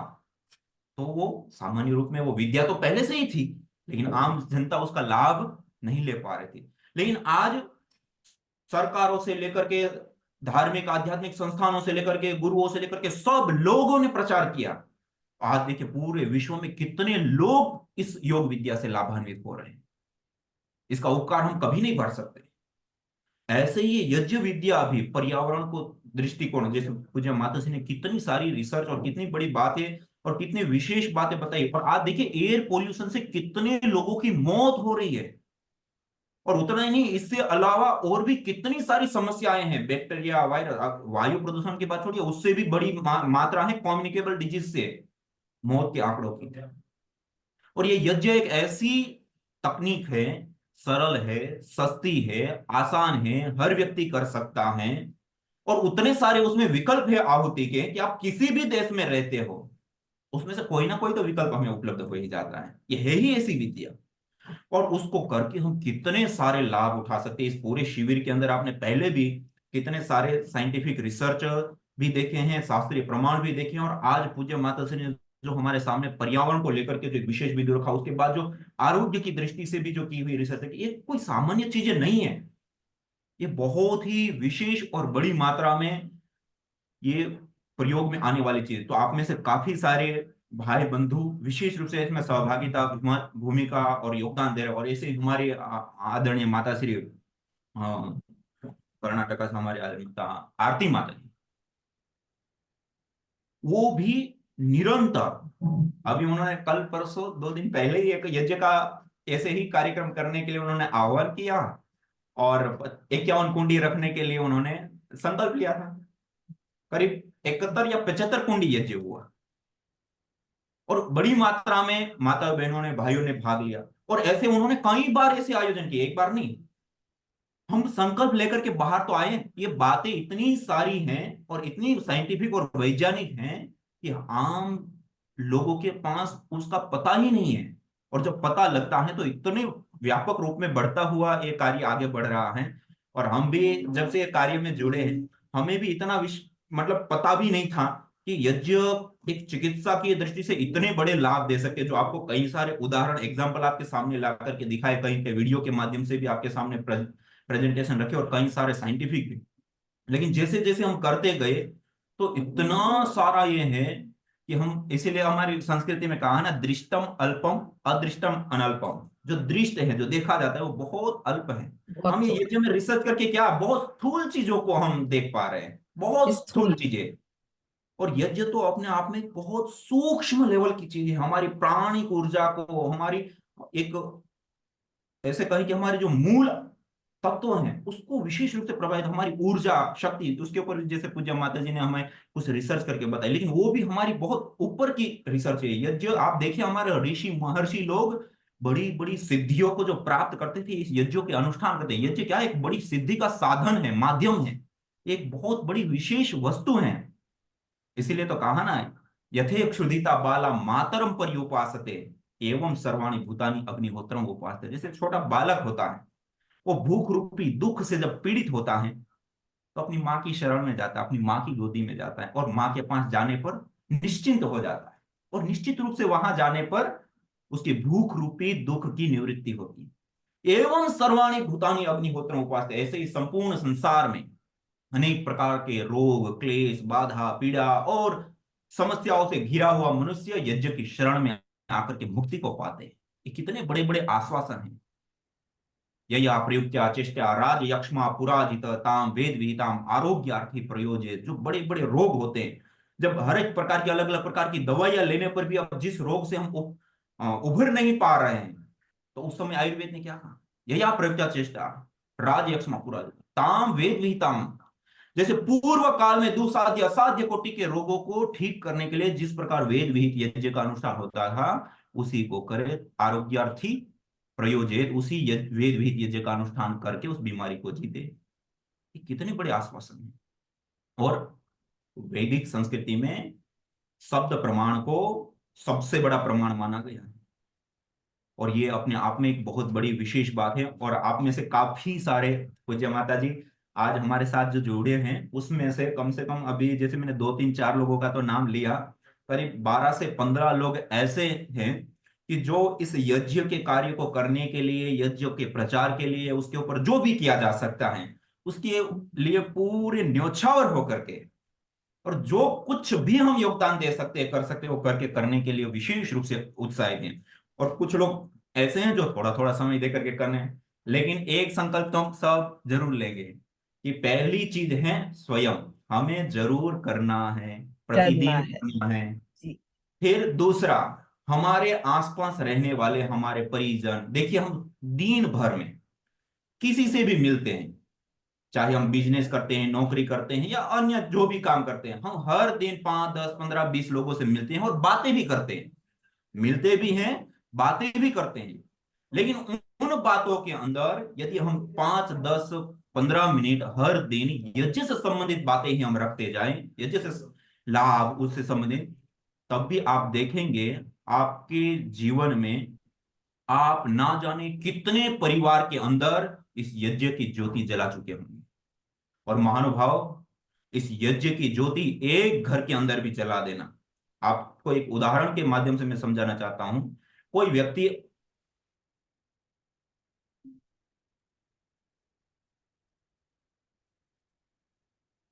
कोई एक पूरे इलाके के लिए कोई एक पूरे इलाके के लिए पूरा हॉस्पिटल बड़ा सा खोल दे कि इस पूरे के पूरे नगर में जितने भी कोई भी रोगी हैं उनकी निशुल्क चिकित्सा करेंगे। आप विचार कीजिए उसको कितना बड़ा पुण्य मिलेगा, और लोग उसको कितना अच्छा समझेंगे, कितना अच्छा बताएंगे, और आशीर्वाद भी देंगे, सब कुछ करेंगे। लेकिन महानुभाव, आप यदि अपने नगर के अंदर, कुछ घरों के अंदर ही बेशक आपने इस यज्ञ का अनुष्ठान शुरू करवा दिया, तो ऐसे समझिए कि ये हॉस्पिटल खड़ा करने के बाद, बड़ा खर्च करने के उपरांत, जब उनके कष्ट दुख रोग दोष हम हरते हैं, और जो हमें सुख मिलता है, जो उनको सुख मिलता है, उससे भी बड़ी सेवा कि उनके जीवन में आप रोग आने से पहले ही उस रोग को हर रहे हैं। इससे बड़ा पुण्य और क्या हो सकता है। इसीलिए तो कहा है ना, पुण्यों की कृषि है यज्ञ, ये पुण्यों की फैक्ट्री है। आप यज्ञ करके अथाह और अनंत पुण्यों को पा सकते हैं। और कुछ महात्माओं ने तो यहां तक कहा है कि मनुष्य जीवन में, मनुष्य के हाथ में यज्ञ जैसा देवीय कर्म दे करके मनुष्य को देवता बना दिया है, और मनुष्य उस देवीय कर्म को करके अथाह और अनंत यज्ञ करके देवताओं को भी ऋणी बनाने की सामर्थ्य रखता है। ये कितना बड़ा हो है। और एक बहुत अच्छा कहा है, भाग्यम न हस्तरेखासु लिखितम केनचिदपि भाग्यम लिखितुम मित्रम यज्ञो भवति लेखनी। ये जो यज्ञ का शुरुआ है ना, वो हमारी लेखनी है। भाग्य हाथों की रेखाओं में नहीं, हमारे भाग्य का उदय करने वाला यज्ञ हमारे पास। उस यज्ञ को करके हम अपने सौभाग्य को जगाए, अपने पुण्यों को जगाए, अपने घर को धन धन धान्य शुभ, और जैसे कहा ना, होत्री सदनम हरितम हिरण्ययम, जिस घर के अंदर यज्ञ होता है, हवन होता है, वो देवालय शिवालय और पुण्यों से भर जाता है। वहां पर देवी शक्तियों का वास होता है। और जैसे मैंने आपको पहले भी बताया, यज्ञ की परिभाषा को बताते हुए, येन सदनुष्ठानेन, देखिए कोई भी जीवन का जो प्रयोजन होता है उसमें दो चीजें विशेष होती हैं। येन सदनुष्ठानेन संपूर्ण विश्वम कल्याणम भवेत्, आध्यात्मिक आधिदैविक आदि भौतिक ताप त्रयोन उन्मूलनम सुकरम स्यात् तद यज्ञ पदाभिधेयम का, कि जिस सद अनुष्ठान से संपूर्ण विश्व का कल्याण होता हो, कौन सा कर्म है हमारे पास? यज्ञ। और दूसरा बताया, आध्यात्मिक आधिदैविक आदि भौतिक ताप त्रयोन उन्मूलनम सुकरम स्यात्, तीनों ही प्रकार के ताप, ये तीन प्रकार के दुख होते हैं हमारे जीवन में, जितने भी दुख आते हैं उसको महर्षि कपिल जी ने तीन कैटेगरी में बांधा है।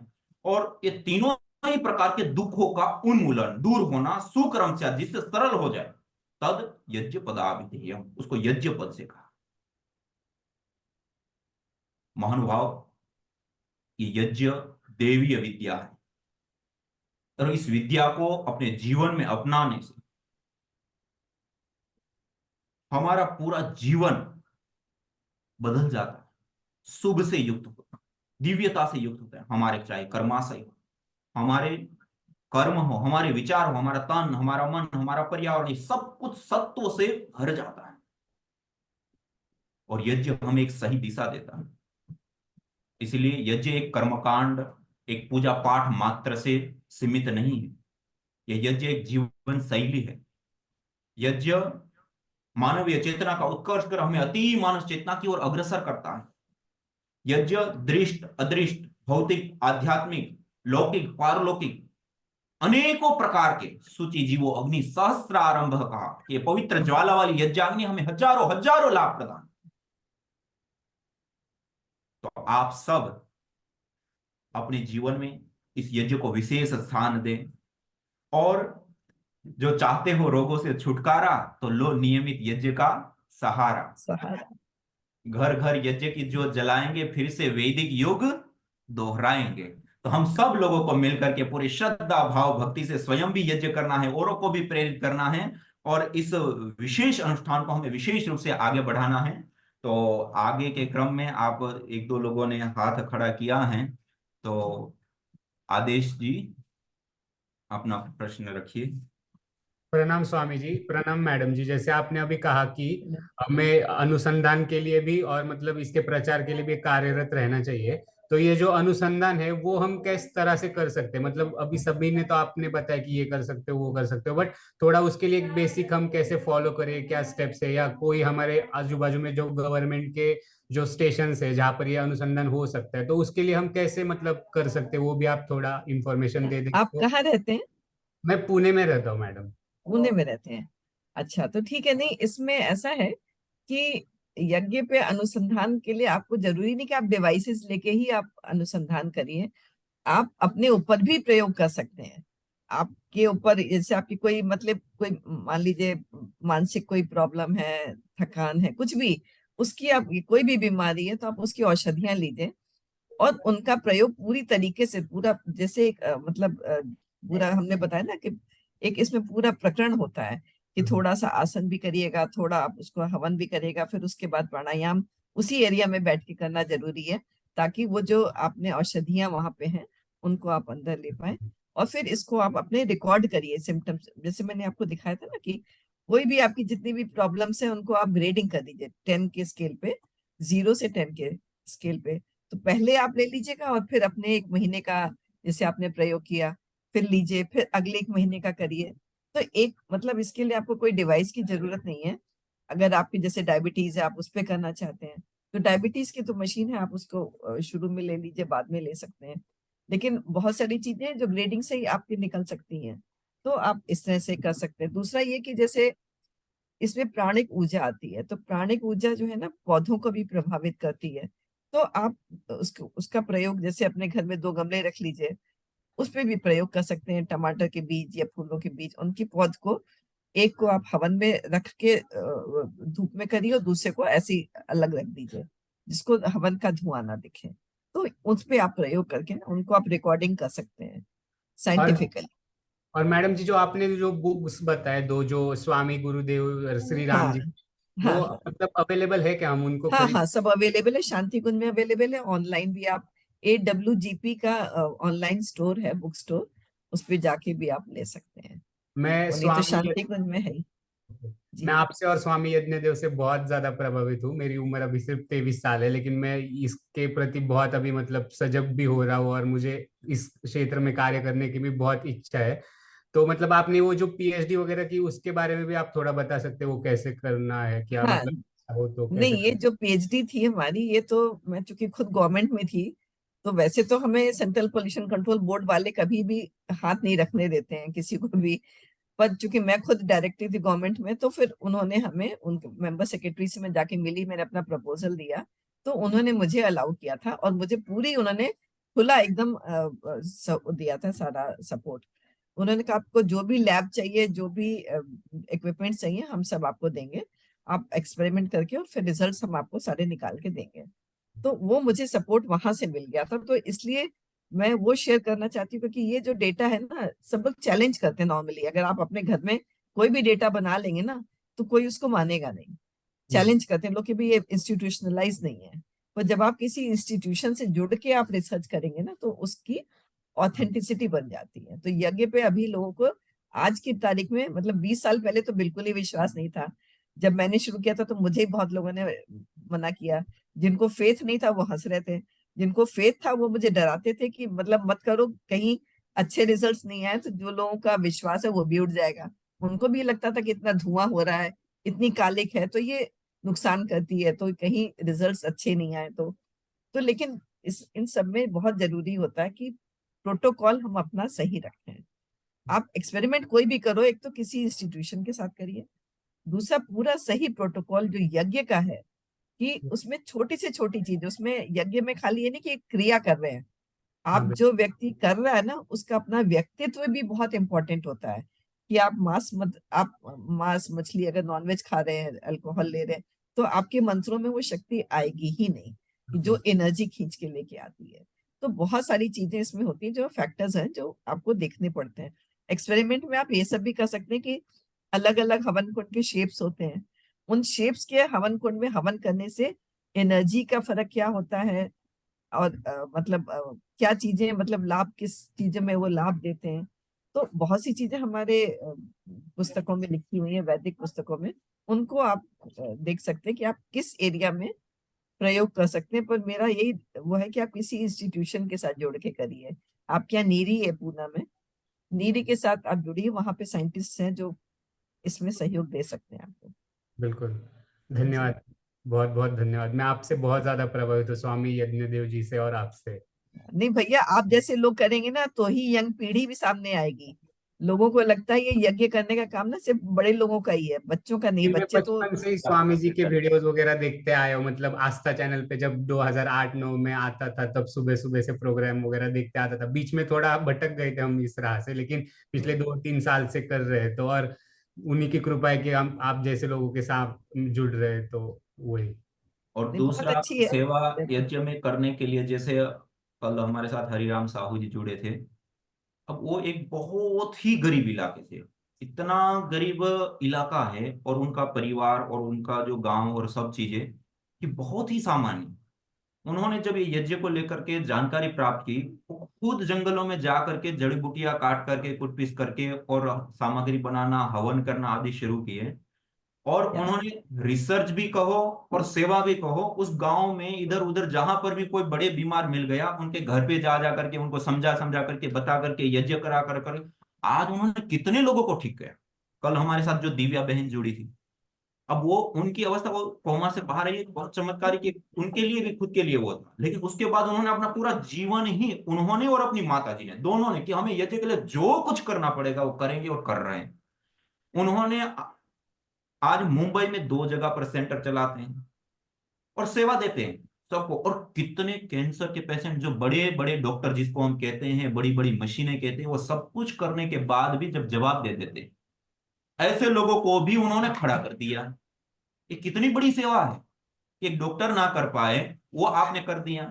तो और ये हमारे लिए एक रिसर्च की भी बात हो सकती है, दूसरा उनके स्वास्थ्य और सेवा की भी बात हो सकती है, और इनके जो सारे प्रभाव होते हैं उससे बहुत बड़ा इफेक्ट जाता है। तो जहां है, जिस प्रकार से, जैसे मैंने कहा, सोशल मीडिया से लेकर शुरुआत करके जिस किसी भी रूप में हम वो कर सके, उस रूप में हम इस कार्य को आगे बढ़ाएंगे। और अभी जैसे ये अनुष्ठान चल रहा है, इसके लास्ट में भी आपके सामने काफी सारी चीजें आएंगी और अलग अलग बातें हम रखेंगे।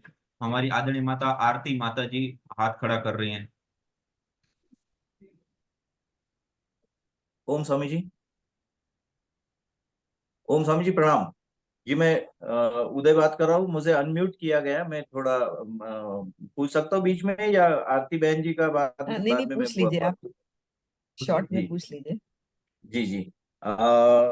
डॉक्टर ममता जी सक्सेना, आपको बहुत बहुत वंदन और प्रणाम। आपने बहुत बड़ा रिसर्च इसका क्षेत्र में किया है। और स्वामी यज्ञ देव जी महाराज, आपको चरण स्पर्श। मेरा प्रश्न ऐसा ऐसा था कि जब आपने बात की नाइट्रोजन ऑक्साइड, सल्फर ऑक्साइड और कार्बन मोनोऑक्साइड, इसके पोल्यूशन के बारे में, तो ये हमने जांच, आपने जांच की कुछ लैब्स में वगैरह इसमें, पर जब हम इस यज्ञ बड़ी प्रक्रिया में करेंगे, समझो आपने बताया कि 108 कुंडी, 70 कुंडी, ऐसा जो अगर यज्ञ होता है, तो ओपन एरिया में ऐसा कैसे उसको नाप सकते हैं? उसके कुछ ऐसे डिवाइस है या कुछ ऐसी संस्था है जो पोल्यूशन कंट्रोल का जो काम करती है? तो इसके डिवाइस के बारे में थोड़ा एक बात कर दीजिए। और उसके बाद मेरा दूसरा भी एक प्रश्न है, इसके बाद में थोड़ा पूछूंगा, वो थोड़ा अलग टाइप का है, तो आप थोड़ा इस पे ऊपर प्रकाश डालेंगे तो जी, बहुत ये आनंद होगा। इसके ना एम्बिएंट एयर मॉनिटर्स आते हैं, जो खुली हवा में बड़ी बड़ी डिवाइसेस होती हैं, एम्बिएंट जी एयर मॉनिटर्स, ये लगा दी जाती हैं। तो मुझे तो सेंट्रल पोल्यूशन कंट्रोल बोर्ड ने ये प्रोवाइड कर दी थी, तो उनसे ले ली थी। पर ये आपको मार्केट में बहुत सी एजेंसीज है जो आपको दे भी देंगी किराए पे, और आप ले सकते हैं। लेकिन जो आप बड़े लेवल पे जो यज्ञ करते हैं, मेरा एक आपको क्वेश्चन देना चाहती हूँ, क्योंकि हम एक एक कुंड पे ना, लोग जो बैठते हैं वो इतने, उनके अंदर जागरूकता नहीं होती है। आप जितनी भी लकड़ियां रखेंगे, आप देखेंगे सब एक साथ लगा दी उन्होंने। जी लकड़ियों को लगाना भी एक तरीका होता है, उसमें हवा का सर्कुलेशन बना रहना चाहिए। अगर वो नहीं बनेगा तो फिर ये धुआं करेगी, और फिर ये लकड़ी जो है ना, आपका ये पर्पस खत्म कर देगी। तो जब हम बड़े बड़े करते हैं ना, तो उसमें यही होता है कि रिजल्ट हमने कई बार किए पर उतने अच्छे नहीं आए थे। वो जी इसीलिए नहीं आए थे क्योंकि लोगों ने बहुत कायदे से नहीं किए। और बड़ी उसमें लकड़ियां भी आती है ना हवन की, तो कई बार वो बहुत साफ नहीं होती है, उसमें फंगस लगी होती है या गंदी होती है। जी जी इतनी लार्ज स्केल पे ना लकड़ियों को आपको देखना और साफ करना भी बहुत मुश्किल काम होता है। तो इसलिए जो लार्ज बड़े बड़े आप करेंगे ना, उस पे हम एडवाइस नहीं करेंगे कि आप उसको एक्सपेरिमेंट की तरह करें। उसको आप सिर्फ मतलब वो माता जी श्रद्धा और इसमें उसके लिए करिए। माता जी इसमें पतंजलि द्वारा कुछ गोमय संहिता भी बहुत अच्छी तरह से बनाई गई है, और हाँ इससे बिल्कुल। औषधीय वनस्पति भी है उसमें, और जी उससे धुआं भी कम होता है, तो वो भी हाँ हाँ, तो अच्छी गई। गोमेज संविधा सबसे अच्छी है। मैंने तो उस पे भी जी बहुत जी एक्सपेरिमेंट्स किए हैं, संविधाओं पे भी। तो मैंने जी ये पाया कि जो गोमेज संविधाएं हैं ना, वो सबसे अच्छी हैं। जी जी। उनमें जो अग्नि है वो सबसे ज्यादा देर तक रुकती है। ज्यादा तेज। उनका स्ट्रक्चर भी ऐसा खड़ा होता है कि उसमें हवा का सर्कुलेशन बना रहता है, और धुआं भी बराबर। वो सबसे इसी कम से कर। इसी से जी जुड़ा हुआ मेरा दूसरा प्रश्न ऐसा है कि हम लोग अभी 16 संस्कार सीख रहे हैं। 16 संस्कार में एक एक संस्कार आदरणीय डॉक्टर महावीर अग्रवाल जी ने बहुत अच्छी तरह से हमें मार्गदर्शन कर रहे हैं, वो सुबह के सत्र में। और उस 16 संस्कार में सबसे आखिरी वाला संस्कार होता है अंत्येष्टि।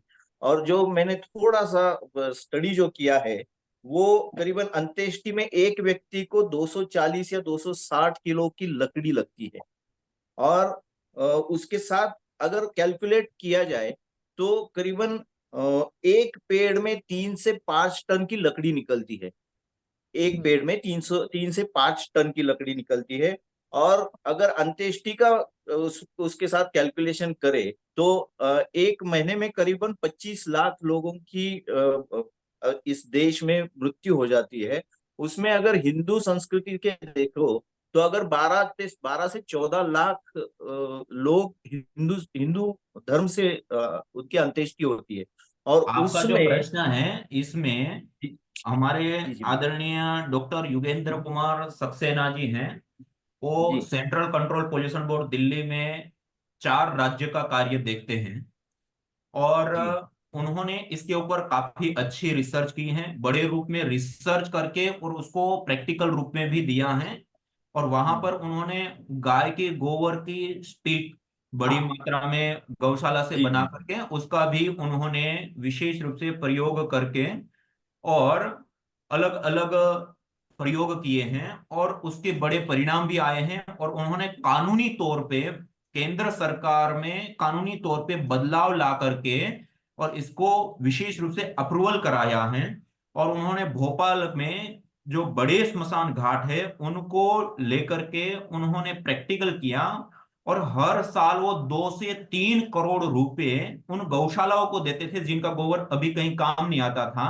और वहां की स्टिक प्रयोग करके और बड़ी मात्रा में उन्होंने इस एयर पोल्यूशन, देखो एक होता है एयर पोल्यूशन कम होना, दूसरा होता है कि एकदम पेड़ पेड़ ना काटना पड़े।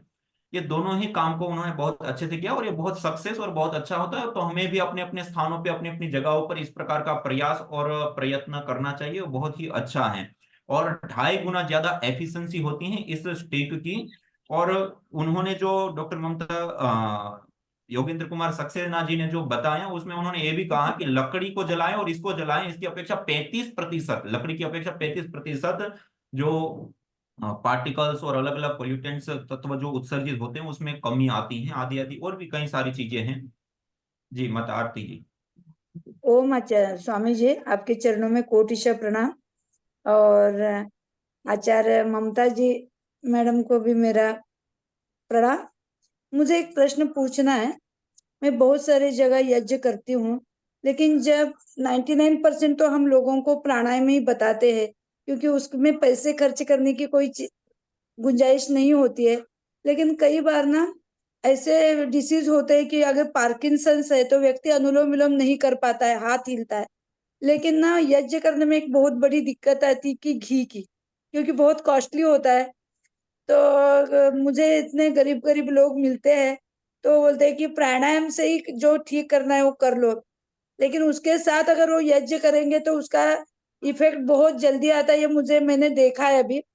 तो घी छोड़ के और कौन सा ऑयल कौन से रोगों पे यूज करना है, तो वो थोड़ा अगर हमको बता दे तो ये बहुत अच्छा होगा।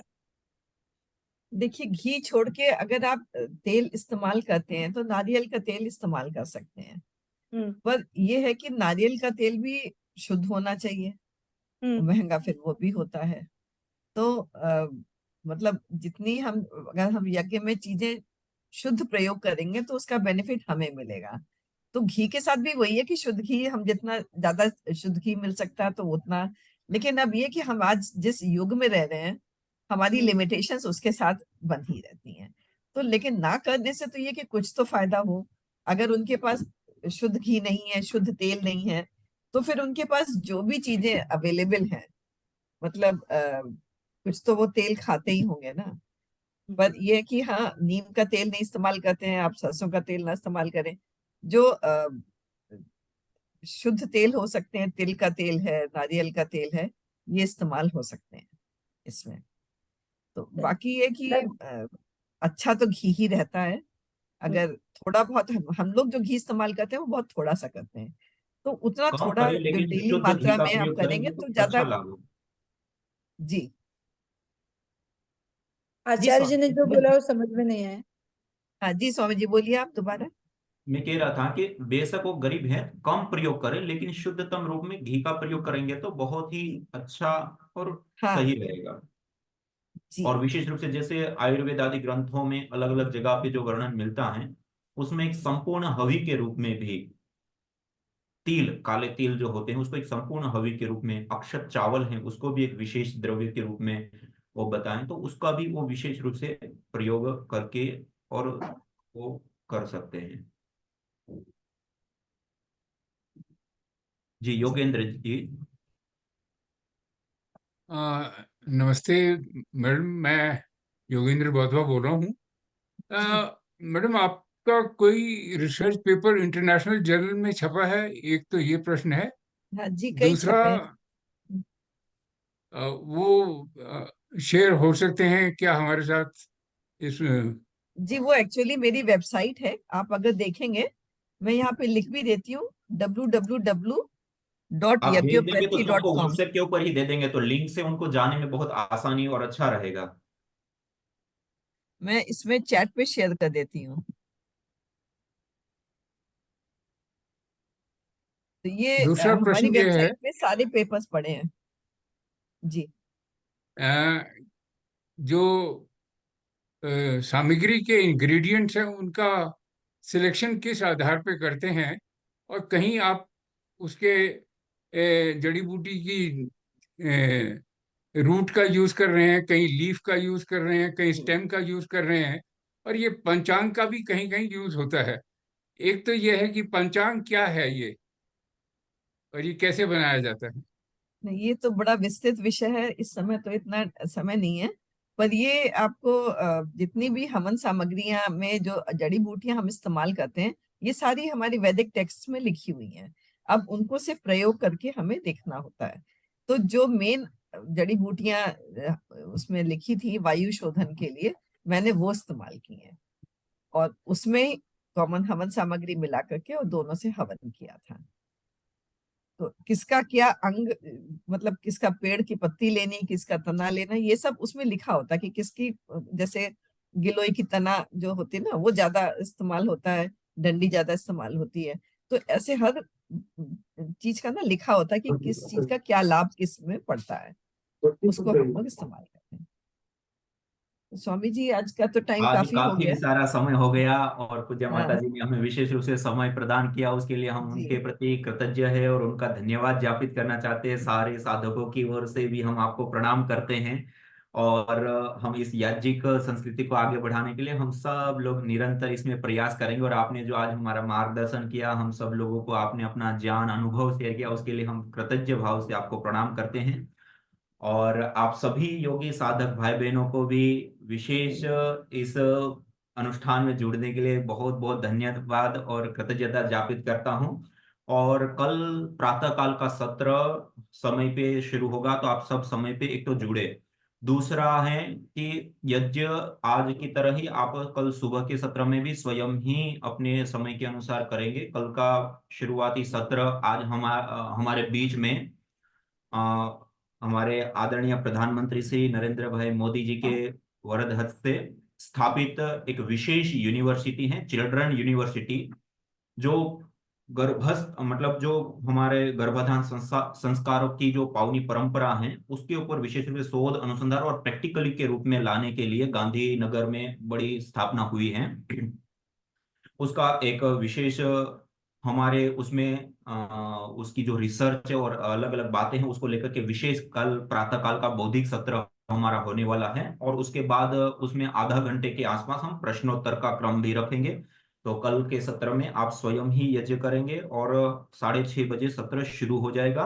7 बजे तक, 6:30 से 7:30 तक ये विशेष रूप से बौद्धिक सत्र रहेगा। उसके बाद हम प्रश्नोत्तर आदि लेंगे और फिर आगे की सूचना आगे प्रदान करें। सभी को सादर नमस्ते, प्रणाम, ओम शांति प्रणाम शांति शांति।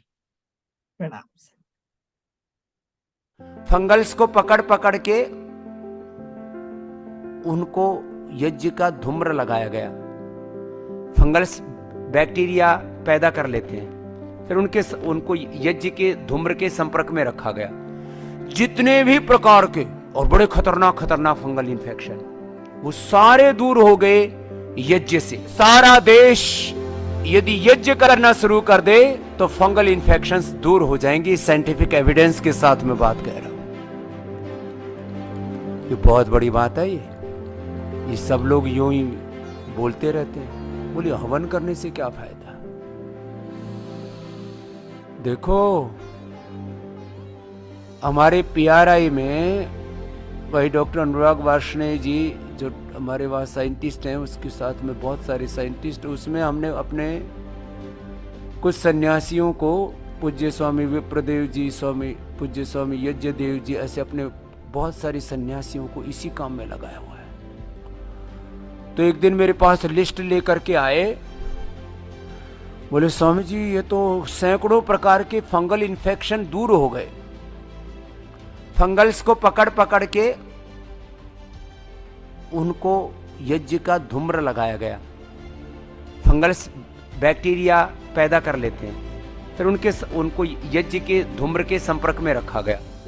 जितने भी प्रकार के और बड़े खतरनाक खतरनाक फंगल इन्फेक्शन वो सारे दूर हो गए यज्ञ से।